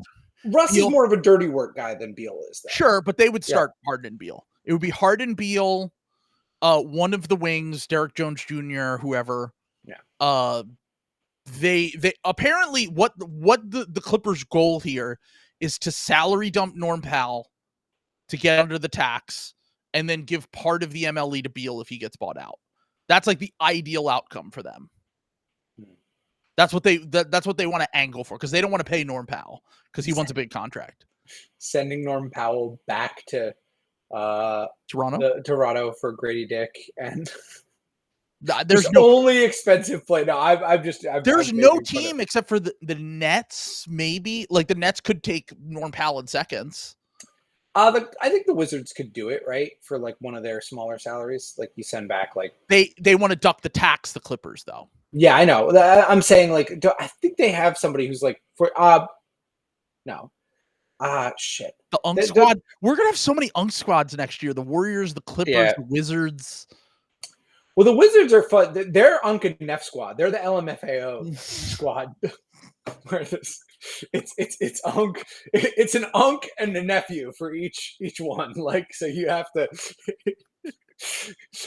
every young player gets a court mandated Unk that will follow them around at the games. Sorry, all right, Bug Carrington, your Unk is Marcus Smart. Amazing. Bilal Coulibaly, your Unk is Chris Middleton. Government mandated Unk. In DC. If you like your Unk, you can keep him until we trade him. Wizards could do Rashawn Holmes for Norm and save the Clippers $7 million. Okay. All right. Let's go. And then they might even be able to like wave and stretch. We've seen so many wave and stretches. I just want to keep doing it. Yeah. Wave and stretch Rashawn Holmes. Why not? Or have a tradable salary for the deadline and then maybe be able to pay Bradley Beal. I do think it's possible because I've talked about this because I'm obviously very interested in the Celtics situations, but other teams could do this too. If you do have like a Norm Powell sized thing, because like Celtics fans are talking about like, you know, could we keep Hauser? You know, like because the idea is to cut $18 million and that's either Niang and Hauser or it's Simons. Sure. And it's like you could dump Simons, but the problem is there's not a way to dump Simons in one transaction the way there would be for Niang and Hauser, where you can send those guys to traded player exceptions, MLEs, they're split up. Simons, you would need to break him up first into two smaller contracts, kind of like you did with the Drew Holiday thing and getting Simons back, you know, like where you're kind of shrinking it down. But just the more you do that, the less likely you are to get a positive trade. You know what I'm saying? The more transactions you're just doing it for money. that down. Yeah. And just like you're going to lose value on some way. Because I think it's like fine. I think Simons is like fine, you know. I'm like, kind of surprised they haven't traded Hauser just straight up for like a first round pick and do an exception. I think they will. I think that's going to be the plan. It's if not, now they might not do it before the season. What team? We've talked about Hauser a little bit before. What teams could use him? I think most teams could use him. He's actually like pretty. Honestly, I mean, we don't have anything to trade, and we have no way to do it. But like, he would be nice for the Sixers. Yeah, Orlando would be good for he'd be good for Orlando. He'd be great for the fucking Nuggets if they could figure it out. Like, any team that like needs shooting, the Wolves could fucking use him like nobody's business. They don't really have some of the money stuff is a little tough there. The Kings, unfortunately, the Kings are they're gonna try to they're gonna call off the Jonas Valanciunas trade and try to convince him to stay in America because they want less shooting. Damn it. Spurs actually make a ton. The Spurs should be all over that. Yeah, he would be such an upgrade on Julian Champagnie. Yeah, no, he'd be great. They just got Cornette. Just steal all the Celtics white boys. Get Peyton Pritchard a year from now. I think he'd be great off the bench for the Knicks. To be honest, like if they want. Yeah, the Knicks don't really have a way of doing it. Is the Knicks? By the way, I like the fact that they signed Yabu. Like I like that signing for them. Yeah, I did not like the Jordan Clarkson signing because Jordan Clarkson is literally worse than Campaign. Yeah, but I like that signing. The Knicks are like one of the more inflexible teams in the NBA because they're in the apron. They've used their only exception. Like it's really tough for them. But yeah, no, a lot of teams could definitely use Sam Hauser. I'd be interested to see if he does get traded. Saying Goga for Hauser, that's interesting. The problem is the Celtics don't want salary back. The reason they're sending out Hauser is that's what I'm saying. The point of that trade is it makes the trade irrelevant unless you could figure out a way to also send Niang out in that trade. So there are teams out there who just have like these $10 million player exceptions. That's what I'm saying. Send Niang into that with like seconds or something. Yeah. Mavs, he'd be great on the Mavs. They have a big enough trade exception, so that's like another Hauser for Goga thing. I know Goga is like beloved by analytics, and the Celtics are very analytics driven. Even though I think they overrate every backup big in the NBA. Not a starter. No, like he's not a starter. Player, but also, it does kind of go back to what we talked about, where like, why are you making Orlando? We talked about it with the Derek White thing before they got Bane. Like you're making Orlando like now like 8 deep with like legit playoff rotation players. I even kind of like the Tyus Jones signing for them as like a regular season flyer, even though I was the number one bandwagon since 2022. Tyus Jones is one of the most overrated players in the NBA. Yeah, but still, like I thought that Orlando's offseason has been really nice. Like I think that they've done a great job of Jason the Draft, Bane, Tyus Jones. If they were able to get even someone on Sam Hauser's level in addition to that, that would be awesome for them. I think what the Celtics are going to do, I think they're going to trade. I think they're going to trade Hauser for whatever asset, and they're going to use that asset to dump Niang. That makes sense. And and then that gets them like exactly under the tax line, which is like kind of 32 games next year. Yeah, honestly, it is like kind of a miracle to have 35% max guys and like be that as deep in the second apron as they were, and in one off season get under the tax would be like, we've never seen a team tear down that. Brad Stevens is a Mossad agent who saw everything coming this off season, where he said we're getting out ahead of this before everyone is getting bought out and waived and stretched, which is like crazy foresight. Yeah. Sorry, I'm laughing at the idea because when you said Brad Stevens Mossad agent, immediately my brain jumped to the parallel of, that makes Danny Ainge Robert Maxwell. He got dumped, and who's the child of Robert Maxwell? That's right, Ghislaine. Austin Ainge is Ghislaine. Going to take over the father's empire. The child will take over the father's empire. Speaking of, Bill might be compromised by the Maxwells because he didn't include. They did the terrible GM summit. He brought it back, which we're gonna do next week when we do we're gonna talk a little bit more. Great transition into this piece we're about to read. Yeah, dude, he fucking didn't include the Jazz in his terrible GM summit. I'm sorry. You haven't drafted a meaningful NBA player this entire tenure. And you have done nothing right. the only good player you've acquired, you maxed that. You just waited, sat on him until he needed to get paid again. Paid him a contract that's too big, and now you can't trade him. Like, you've done nothing good. How are you now? Look, the reason why Ainge and even Morey and Masai, who are the OG, and Riley, who are kind of grandfathered in from the last era of good GMs, the reason why they don't get criticized is because they're so conservative. Like, they don't take big risks. But Bill's whole thing is that, like, and he has included the Raptors in this, to be fair. But Bill's whole thing is that, like, we're getting the aggressively stupid GMs back, where, like, they're just the fuck it we ball moves that we just keep getting over and over again, which this new CBA is a big part of it. But like, I do think you need to levy some criticism against these old school GMs that are, like, just doing nothing. like I once again, I don't think the Sixers should do a lot this offseason, but, like, very obviously the cap space plan did not pay off for them. He should absolutely get flamed for wasting multiple years of Joel's career. Now he might be cooked. Then going back to the Ainge thing, like, you haven't made a good move in years. Why are you grandfathered into this? Somebody's pointing out that they didn't even draft Kessler. Like, no, they haven't drafted anyone. They got him in a trade. They traded for him, which is so funny. They don't draft good players, and literally none. Look at Demon Sidri. After we summoned it into existence. Let's go. Bucks are showing interest in Chris Paul per Sham Charania. CP3 will be deciding between the Clippers, the Suns, and Milwaukee for his next team. Also a little bit of slop that Evan posted earlier that he let me know a little bit before he posted it. For if the Sixers fans still in the chat want to know, the Sixers have registered interest with famous Sixers killer Chris Boucher. 32-year-old demon. I like Chris. I would welcome him with open arms, but I think he hates Nick Nurse. That seems to be the problem. Oh, I forgot. Yeah. I kind of want, if he's kicking around for the minimum, man, I wouldn't say no to Chris Boucher on the Celtics. Like, there was a few teams that were interested. I don't think the Celtics were on his list. Yeah, he tweeted it earlier. I think it was like the Lakers, the Sixers, a few teams. I think he's 32, right? Yeah, he's 32. Yeah, I was gonna say I knew. Oh, you know, okay, yeah. Somebody was asking me how old he is. Here's the thing: if you like Chris Boucher, that's how I know. Yeah, I was gonna say that's how I know you're a demon who's in the, like, sorting the stats by, like, Vorps and Snorps, because he's like a steals blocks guy, and also an efficient 3-point shooter. Right? Yeah. He, like, blows up every time. Yeah. So all right. Do you want to guess where he ranked in 2-year wrap-em? I got a kick out of this. I don't know. Probably something absurd. I'm going to guess 23rd. 22nd. You were one off. Wow. Okay. 22nd in... Amazing. This is how Daryl scouts, by the way. Daryl just goes to this website, Data Baller, and it's just like, oh, that guy's good. Go get him. Which he read in the subreddit. Which he read about in the subreddit. In the Discord. Oh, Discord. Sorry. Yeah. Calling our Discord a subreddit. I'm sorry. I'm sorry to the hogs.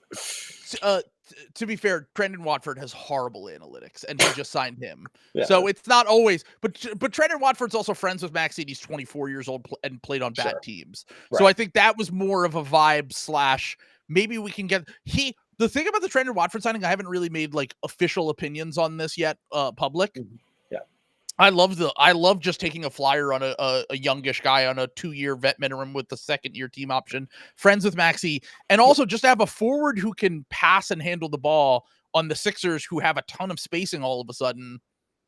Makes a lot of sense, even if he's not a great NBA, even if he's just like an 8th man or whatever, a 9th man. Like, just nice to have, like, a basketball player who can handle the ball, pass, and is like 6'8", 6'9". Can he be, his defense isn't close to Kyle Anderson, but can he be like a Kyle Anderson variant for us when Anderson was like a useful bench player on, like, the Grizzlies and the Spurs? Would be really nice. Would be really nice if they were able to get him. But yeah, no, that's how I feel about the Trendon Watford signing. That's what I'm like, literally all I have. Everything else has just been, we've just kind of brought back everyone, which I expected. But all right, we got to talk about the Shemitz article about Joe Dumars and Troy Weaver. First off, what was the thing that you read that was sent into chat, Sam? What was the thing about? So it was about the call that was made. All right, I'll read that one first then. Okay. The Hawks could not believe their good fortune. While the Pelicans would spend the next 24 hours facing enormous backlash for their reckless decision-making, Hawks executives weren't shy about sharing the details behind the deal's lopsided structure with rival teams. They literally called up teams to be like, yo, these motherfuckers are high as shit. What are they doing? He said one Eastern Conference executive with knowledge of how the conversation went from Atlanta's perspective, describing a perplexing scene. When Senior Vice President Troy Weaver made the call to Atlanta's Bryson Graham couldn't believe what was actually being offered. Graham asked for a clarification multiple times to confirm the unprotected pick was indeed part of the deal. It got to the point where her Hawks general manager, how do you say his name? Onsai Salah? Yeah, something Onsai like that. Salah. Okay. I think that's apparently he's a demon, this guy, because he's been cooking. Is. Yeah, he is. Called Joe Dumars directly to confirm for himself. The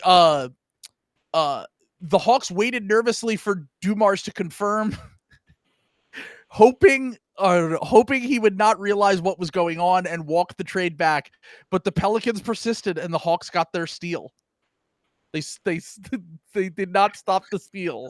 Dog, I gotta say, Troy Weaver is kind of like the James Jesus Angleton of fucking like bad like moves, where like he is just like at the ground zero of every like horrible tragedy. The worst asset management guy in the history of the NBA. It's not that he doesn't know, like, and there's another part of this that I'll read right now that will illustrate what we're trying to say about the fact that he is just so bad at managing things. It's not that he doesn't acquire talent. It's that he gets locked in on something and he will not give up until he gets what he wants. Yeah. And it was when we did the slop trial for him, it was the most shocking thing to see the value they gave up for bad players that could have been good if they were, had their career played out 100 different times. But what he would give up for proven busts essentially was disturbing. This is like literally that Millhouse scene with The Simpsons. When she sees she'll do anything she says, she's bound to respect you. Where he's just like it starts with exactly he starts the ask so high, right? Like you heard it's usually the other way around. That's what I'm saying. Like you heard it in that fucking like little anecdote that they were like, wait, this is your opening offer. They were like, are you sure? Are you sure? It's 10 spots in the draft. And by the way, I think they might have drafted Ayton Newell where they were picking anyway. Yeah. They might, which I did. I was not a big fan of them picking him in the lottery when they got him at 23 and also an unprotected first round pick that will be the better of the Bucks and the Pelicans next year. I was like, sign me the fuck up. Are you kidding me? What's the worst case scenario for that pick? Like 11, probably? I mean, there's a world where the Pelicans could be scrappy and maybe get to the 14th because the West is so much better than the East. And the Bucks might just make the playoffs. I guess. Yeah, I guess if the Bucks just make the playoffs. It's 14 probably. But that is a lottery pick, almost guaranteed. That's still a lottery pick. Almost guaranteed that you just got a lottery pick and the 23rd pick in the draft for the 13th pick in the draft. Which, by the way, do you know the origins of how the Hawks got that pick? No, is that the Kevin Huerter trade? That's the Kings pick. This is why I think this is going to be the first pick in the draft next year, because you have now had the Pelicans touch it, the Kings touch it. Yeah. And on top of that, Troy Weaver was the one who did it. You have that is the fucking angel of death. That's a potion you're cooking right there for the number 1 overall pick of just terrible management and just vibes that is going to give you the number 1 pick next year. The Hawks will be picking Peterson or Boozer or Dibansa, whoever ends up first from that class. I want to give Richard and Andrew a hug, man. Yep. So the Dame slop is kind of what we thought. It's nothing new. But all right. So, hey, I'll read this one first before I read the other one. From that moment on, text after text rolled in from league executives and friends. The friends were simply conducting a wellness check. The execs and agents, they were less friendly. This is the worst draft trade I've seen in over a decade. One Eastern Conference executive lamented. They should all be fired next year when that becomes a top 5 pick related another. One after another was a ruthless bombardment. Are they not aware of how good that pick's going to be? This line of questioning from one high-level executive left me searching for answers across the next few days. Here's what I was able to dig up, and it was that last part. Oh, my God, dude. All right, so you're going to love this part. I mean, the fact that the whole league is just like in unison that this is one of the worst trades, which, by the way, I just want to touch on this real quick. Multiple teams turn this down. How? So here, from what we've heard, the teams that turned it down it started potential. The Raptors, it's more up in the air whether they turned it down, because I can't imagine they got Demon Dean on draft in there. Yeah. I cannot imagine he would be like, yeah, let's turn this down. Demon Dean would not have done that. I think it started with the Suns. So it was the Suns. That kind of makes sense because they're like very in the moment. Like anything in the future doesn't exist to them. So like, right. But like it. That Ethan has been putting out in the Discord, like they are the team that should have been. Oh, absolutely. Because they need a lottery ticket more than any team in the NBA. Yes, absolutely. So that could have. Now, look, I love the fact that they took Malawatch. Like, and I even like Colin Murray Boyles a lot. But like the fact that you are so sure in that pick that you're giving up a potentially unprotected first, and also just moving back 12 to 13 spots in the draft at that point. It's obviously there's a very different level of prospect. The odds that the 23rd pick in the draft is in the NBA in 5 years is no guarantee, you know? So more or less. Sorry. See that tweet that Brian just said? Read it. If they call it a gamble at this stage, tell them this is the jackpot. Hashtag to be continued. That is from one Damian Lillard. Mr. Bet on himself. That is awesome. That is some real speak quietly. The friend speaks quietly and carries a knife. Wide receiver ass tweet. Yeah, that was a wide receiver ass tweet. Yeah. Hashtag Yoda. Yeah. Hashtag talk soon. Talk soon. Yeah, Dave's going back to the Blazers. We can stop. Yeah, probably. We can stop wondering about that. He's going to rehab in Portland this next year, like Chris Haynes just said, and then he's going to go back. Yeah. All right. So let's talk about this. This article though. So the Bulls. By the way, we got to confirm that the Bulls turned that trade down, Sam, to take Noah. Ooh, I know Kevin. I mean that just. I was gonna say, I'm not a big Noah guy. Maybe he turns out to be fucking Giannis, and I look like an idiot or Siakam or whatever. But like, once again, the Bulls, I never expect them to do the right thing. I was gonna say this is the definition of the two dumb bitches telling each other exactly. Yeah. That is that one. Yeah. I was told that they're interested in Quentin Grimes, by the way, and I'm like, do you really want Karnisovas negotiating with Morey? Morey just won't trade him there unless he gets blown away with an offer, and you do not want Karnisovas doing that. Yeah, no, absolutely not. There's no way. That would be a disaster. Dude. That would be terrible. Yeah. Yeah. If I were the Bulls, I would be like, stay very far away. As a Sixers fan, sure. Let's do it. Yeah. The Sixers got Buzelis and a pick for a sign-and trade and Quentin Grimes. How did this happen? Bad. But anyway, but yes, they're very high on the Matas and Noah duo. Certainly a lot of size, a lot of athleticism. We'll see how it works. Yeah. A little bit redundant in skill set to me, although Matas is very good. So this is another part of the article. Ready? Okay. You have Chuck Schumer glasses right now. He did what? Oh, what? He did what? The big, beautiful bill. We're changing the name. The name? We're changing it. You're talking like John Mulaney from Crawl Show and Oh Hello. Oh hello. We're changing the beautiful bill. Where is Joe? No, he's Gil Cosby. Should I say John? Crawl. Kroll is Gil Cosby. That's his name. Sure. Really I don't know. In the Oh Hello universe. Yeah. Too much tuna. George St. Gieglin, that's his name. And Gil Faisan. By the way, people might find this to be controversial, but you know my opinion on John Mulaney. Yeah. my least favorite Crawl Show sketch is Oh Hello. I just don't think it's funny. I think it's funny. I love many Pennsylvania publicity. Wow. Whatever the Bobby Bottle service whole. I love plenty of, but I'm not a big fan of Oh Hello. I'm sad that became the most popular because I think there are very many funny Crawl Show bits that was not one of them in my opinion. Wow, I'm genuinely shocked. You don't like the idea of the Sudi Yonkers go fighting zebras? That doesn't do it. That doesn't move you. Okay. Yeah. Where is Joe Dumars is the next piece of this. All right, ready? Okay. Great way to start a paragraph. Everything that has transpired since the Pelicans traded with the Pacers has left rival executives questioning if Joe Dumars is taking an active role in the Pelicans' decision-making process. As the Pelicans would go on to acquire Jordan Poole, Saddiq Bey. Oh my God, I forgot they got Saddiq Bey, who's Troy Weaver's guy. Who's Troy Weaver has traded for before. And also traded away for James Wiseman. Derek Queen, Micah Peavy, and Hunter Dickinson. A very clear through line to Troy Weaver would emerge.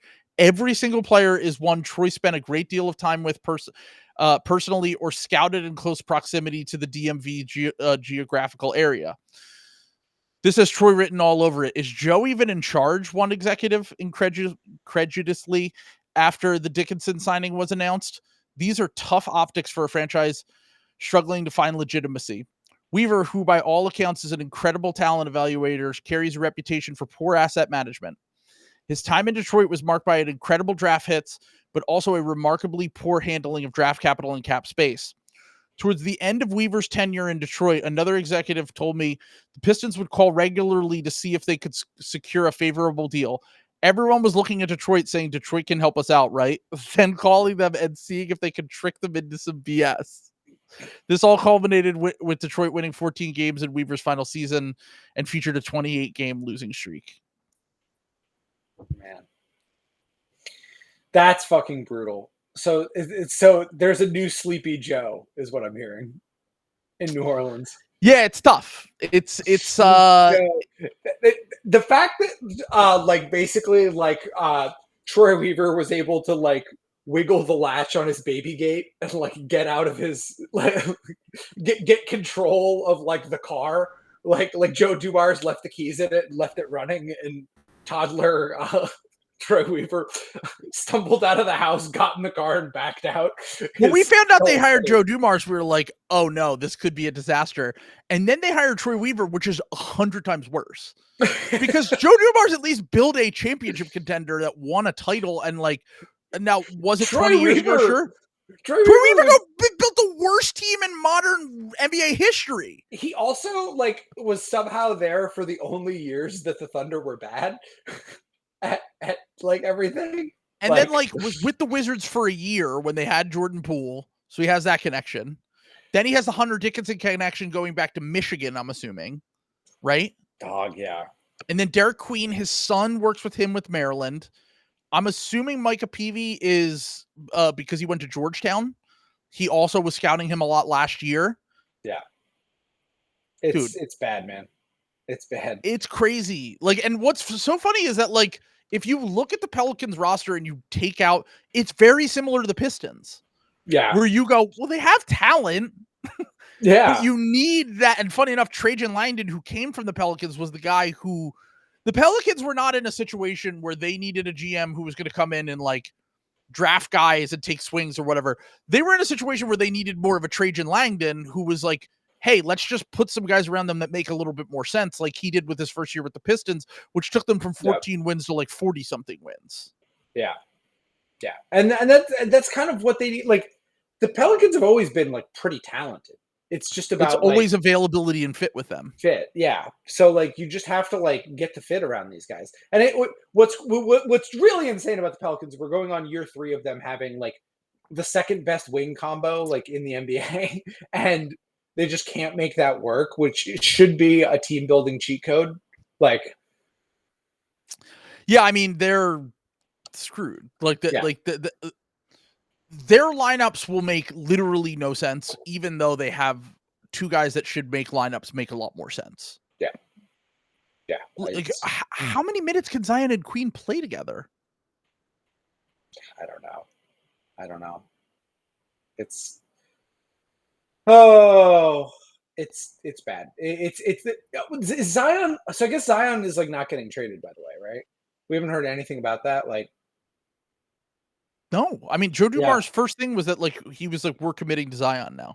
The player I think could get traded is LaMelo, if anyone takes his contract. But look at this is the thing. Every time like this, I want to emphasize this more because every time someone says just the Sixers should trade Embiid, it drives me insane.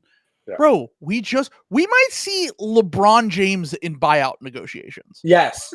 Yes. Bradley Beal, Damian Lillard, guys who once again obviously have had injuries of their own, but like are at least somewhat available. Dame aside. Like Beal not as good, but doesn't like he plays games.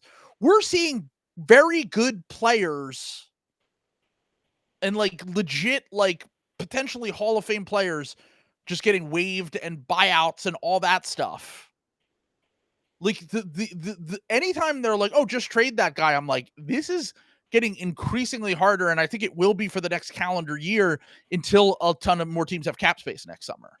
And the following year, apparently the Lakers' plan is to have cap space in 2027, which is awesome when you have Luka in his prime to potentially punt on 2 seasons.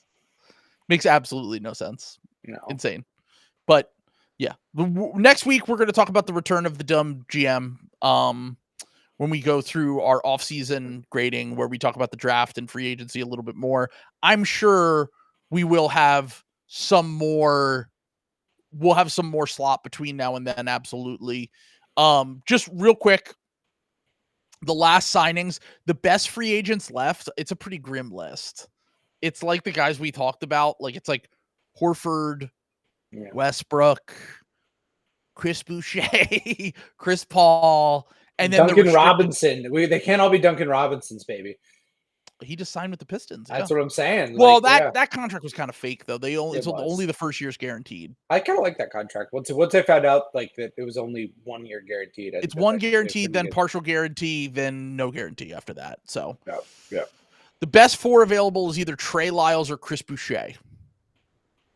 Unless you consider Al Horford a 4, but he's a 5 at this point of his career. Yeah. I think those are the best power forwards, right? Unless I'm forgetting someone. Because Kuminga is more of a 3 than a 4. I mean, I guess he could kind of play the 4, but he's more of a 3. He's a restricted free agent too, so you can't even get him unless you have things to trade to the Warriors. Yeah, I mean, they were obviously involved in it. We talked about the Kings stuff. Apparently the Bulls are also interested in Grimes and Kuminga. I don't know how that works. Apparently Jabari Walker just signed with the Sixers, by the way, on the 2-way. Did he really? Yes. Yeah. Oh, that's so funny. Because I've been saying I don't understand. People like Jabari Walker, and I'm like, I don't get it at all. Like I'm like, is his defense really good or something? They're like, it's okay. And then I'm like, okay, so what is he good at? Just rebounding, which we need, to be clear. We need someone who's just going to rebound. But everyone's like, he's good. And then I look at his stats and I like ask Blazers fans, and they're like, the Blazers fans I talked to said Trendon Watford's better than him. But obviously he just signed a 2-way contract. So yeah. He's still 22, 23. I like the flyer. There's 3 2-way deals now. Like, sure, why not? Should I tell you what the Discord is reacting to this right now? What did they say? Dude, they are gonna lose. They've been begging for anything. All right, I'm going to the channel right now. Yeah. All right, let's see. Let's see. All right, ready? Yo, in all caps. Let's go. Slop. We up. Yay. I'm literally. This is perverted. This is someone said great player. Cry for help. Cry for help behavior. Great player. Half of the people are in here. Great player. I'm sorry. I mean, maybe I'm wrong here, and Jabari Walker turns out to be like a future starter, but like I said this, I can't really give an opinion on him because I said of any player in the NBA, he's the one I know the least about. Yeah. Because he was like a deep bench player for the Blazers. Like I was not locked into a ton of Blazers games this year. I'm not going to lie to you. But remember how I said I refuse to have a opinion on Simone Fontecchio. Yeah. And everyone's like, Simone Fontecchio is actually pretty good. And I'm like, I refuse to have an opinion on this guy. I'm sure he'll be fine for the Heat because that's how it always works. Right. But Jabari Walker is one of the few guys I just really do not have an informed opinion on. And I I hope that it works for the Sixers. They need to take as many shots on 4s that they can, because we just don't have. They don't have. There's no. It's impossible to acquire a good power forward now. How are Celtics fans? Celtics fans have opinions on these guys. One of my Celtics mutuals said, "Who is Jabari Walker? Why am I not in the know? I know every player in the NBA." He was like, he couldn't get a standard deal? ? I still believe. Like incredulous that Jabari Walker couldn't get a standard. Jabari Walker apparently Nate Duncan's a big Jabari Walker guy. I just don't even know what he does. Funny. Yeah. But once again, what does he even do? YouTube thumbnail. Yeah. But once again, this is the how hard it is to find. Because Sixers fans keep asking me, how do you acquire a 4?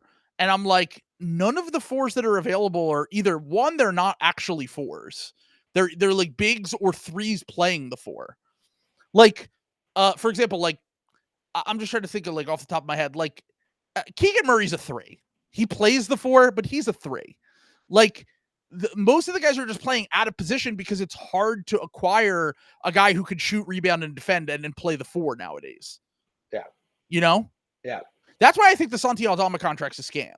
It is. No, 100% is. That was because he is like I don't know if did you see the Jack Settleman video where he was crashing out over the Santi Aldama contract being too much? No. He was doing some weird like logic on like, this is why the NBA sucks now, because now games cost too much and we have to have League Pass and YouTube TV to watch games and all this stuff, because Santi Aldama is getting like $50 million over the next 3 years or whatever his contract. And then 100%. I was like, that's just like Santi if everyone had cap space, Santi would have gotten at least $20 million a year. Like he has a desirable skill set and is a good basketball player. Does he know that like goes? He doesn't know that like player contracts are like downstream of player contracts are literally calculated off of basketball related income, which is like literally like you're getting screwed by the owners way before the players get their chunk, brother. Of course. I'm sorry to say. I mean, to take it out on players who are the ones who actually generate the revenue with their labor. Yes. When it is just a very obvious who is the one beneficiary. Look at the new CBA. They gamed it so they don't even have to fucking spend money. It's crazy. Like, it's so funny. The owners have the wool very over your eyes, dude. Like you're just been cucked by the owners. Yeah, you've been tricked. Yeah. Anyway. Yeah. Not to go full Marxist, but yeah. Anyway. I mean, we're running out of it. Trill and I, when the Gestapo run up on Trill and I here, the ICE just got a huge pay raise so they can hire some agents to come drag Trill and I out of here. So, we're about to start getting some very interesting definitions of what it is to be an American. Yeah, exactly. There are already terminated birthright citizenship. Like, so, if you think just because you were born here, you're an American citizen, get ready. You're an American.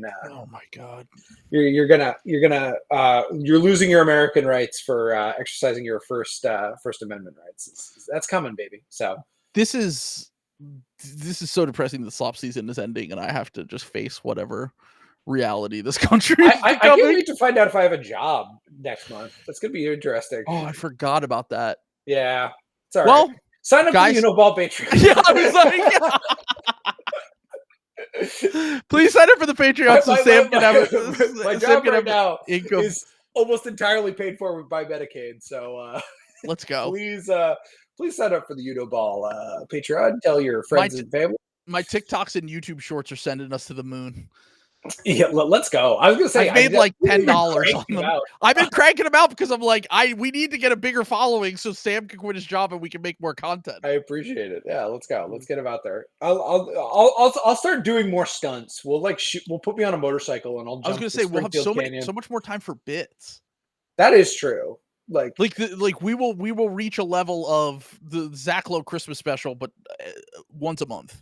Yeah, I genuinely I could do that. I mean, here's the good thing about if like my job like does go under, it's extremely easy to find a job that pays the same amount job as a social worker. So that's the upshot of being like a teacher or a social worker is you just kind of Oh, you're okay. broke, but you will probably have some job security. Yeah, exactly.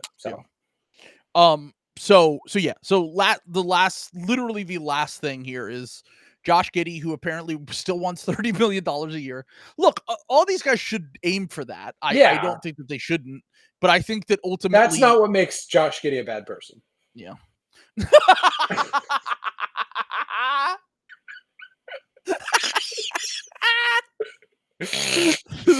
Yeah. Perfect way to end it. Yeah. Perfect way to end it. Thank you. Yeah. I think he would be more than. I don't think he'd be fine with 16. I think he's aiming for. I think he's learned his lesson. I think he's going to aim for somewhere in between 16 and 30. Oh, Jesus Christ. Josh Giddy age gap discourse. Anyway, let's go, dude. By the way, did you see Charlize Theron? It was banging 26-year-olds. Queen, dude. Queen. Absolute queen. Queen. Love that. We love to see it. We love to see a middle-aged queen thrive. I'm just saying, like, who's the closest in age for our regular guests to 26? It's Will or Peter, right? So why are you letting this out there? Peter didn't want anyone to know. Oh, okay. Yeah, Peter's 38. He didn't. Him and Charlize. It was just a weekend, you know. Oh, sorry. Yeah. That wasn't Peter. To be clear, that was why Peter was struggling so much when we did the mock draft, was because Charlize was off camera, like hitting him with a barefoot, like just out of frame. It was on his mind. Like, no, I'll take Joan Berenger. Fuck. Well, they did. They listened to him. He got it right. Yeah. Yeah. Demon Tom Crean apparently was part of that scouting process. By the way, love it. Yeah. But no, yeah, that's a good place to wrap it. Hopefully, we get some more slop. You know, if not, we got Darko charts in the chat about Jabari Walker. Let's go. More Walker. Let's go. Morey margins. Okay, I will say this much. I fucking hate Daryl Morey for what he has done to the Sixers in the last few years. Even though he does great in the draft, I always give him credit for that. Yeah. It is very funny that the second that his back is against the wall, it's very much Jason Tatum coded back against the wall merchant. Yeah.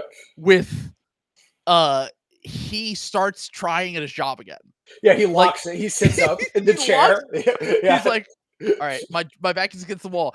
Draft Jared McCain, undrafted fucking Justin Edwards, VJ Edgecombe, Jabari Walker, Trendon Watford, Quentin Grimes. Like, made the bet that Quentin Grimes is going to get scammed in RFA and probably will. Like, that is, like, he's on a heater right now. Like, Daryl said, y'all wrote me off. I didn't write back. Unfortunately, he, in the middle of all that, he signed two of the worst contracts maybe in the history of the NBA. But outside of that, he's been great. He's cooking, though. Janai Broom, too. Yeah. Janai Broom, baby. 35th pick in the draft, just like Draymond Green, by the way. Anyway. Amazing.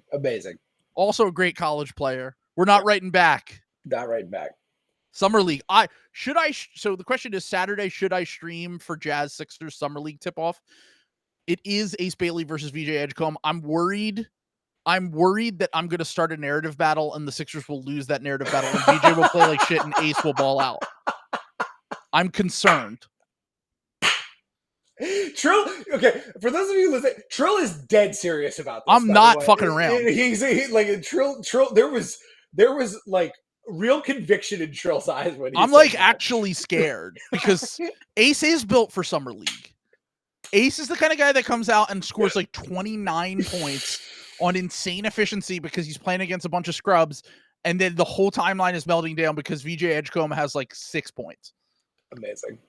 I mean, that would be.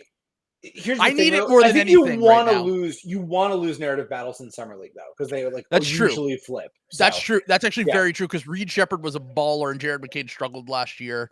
Yeah. Cam Whitmore. I mean, the Rockets guys destroy Summer League every year, and they have not really proven it in the NBA to this point. Yeah. Reed Shepherd, Cam Whitmore, who also should probably be traded sometime here, but we'll see. We're gonna find out. All right. Well, thank you for joining. We'll be back soon. Possibly enjoy your 4th of July. Yeah. Enjoy your non-denominational holiday where we're celebrating a demon, the great Satan. The great Satan. Well, You can celebrate something else. It's nice July. So you're celebrating your friends and family on 4th of July. Have a barbecue in honor of your friends and family and your loved ones. Perfect. Yeah. I'll try to be back Saturday. Belated I'm Canada worried, Day. but No, I'll try to be back Saturday. Canada's also demon coded though. Like they're all terrible. There's no. Yeah. Unfortunately, we're all bad. Unfortunately, so yeah. Yeah. There's no good country. Hold on. There's one good country. I don't know what it is yet. Let's leave that up to you. Yeah, I was gonna say a name, but then I started thinking through history, and I was like, no, can't do that. So there's usually some bad stuff in history in a lot of these places. Yeah, let's get chat. Can we get balkanization emojis going in chat? Let's get the balkanization of American cooking, man. Like let's wrap this up. It's balkanization time. Let's go. Yeah. All right. Sign up for the Patreon. Let Sam quit his job. Bye. Yeah. Bye-bye.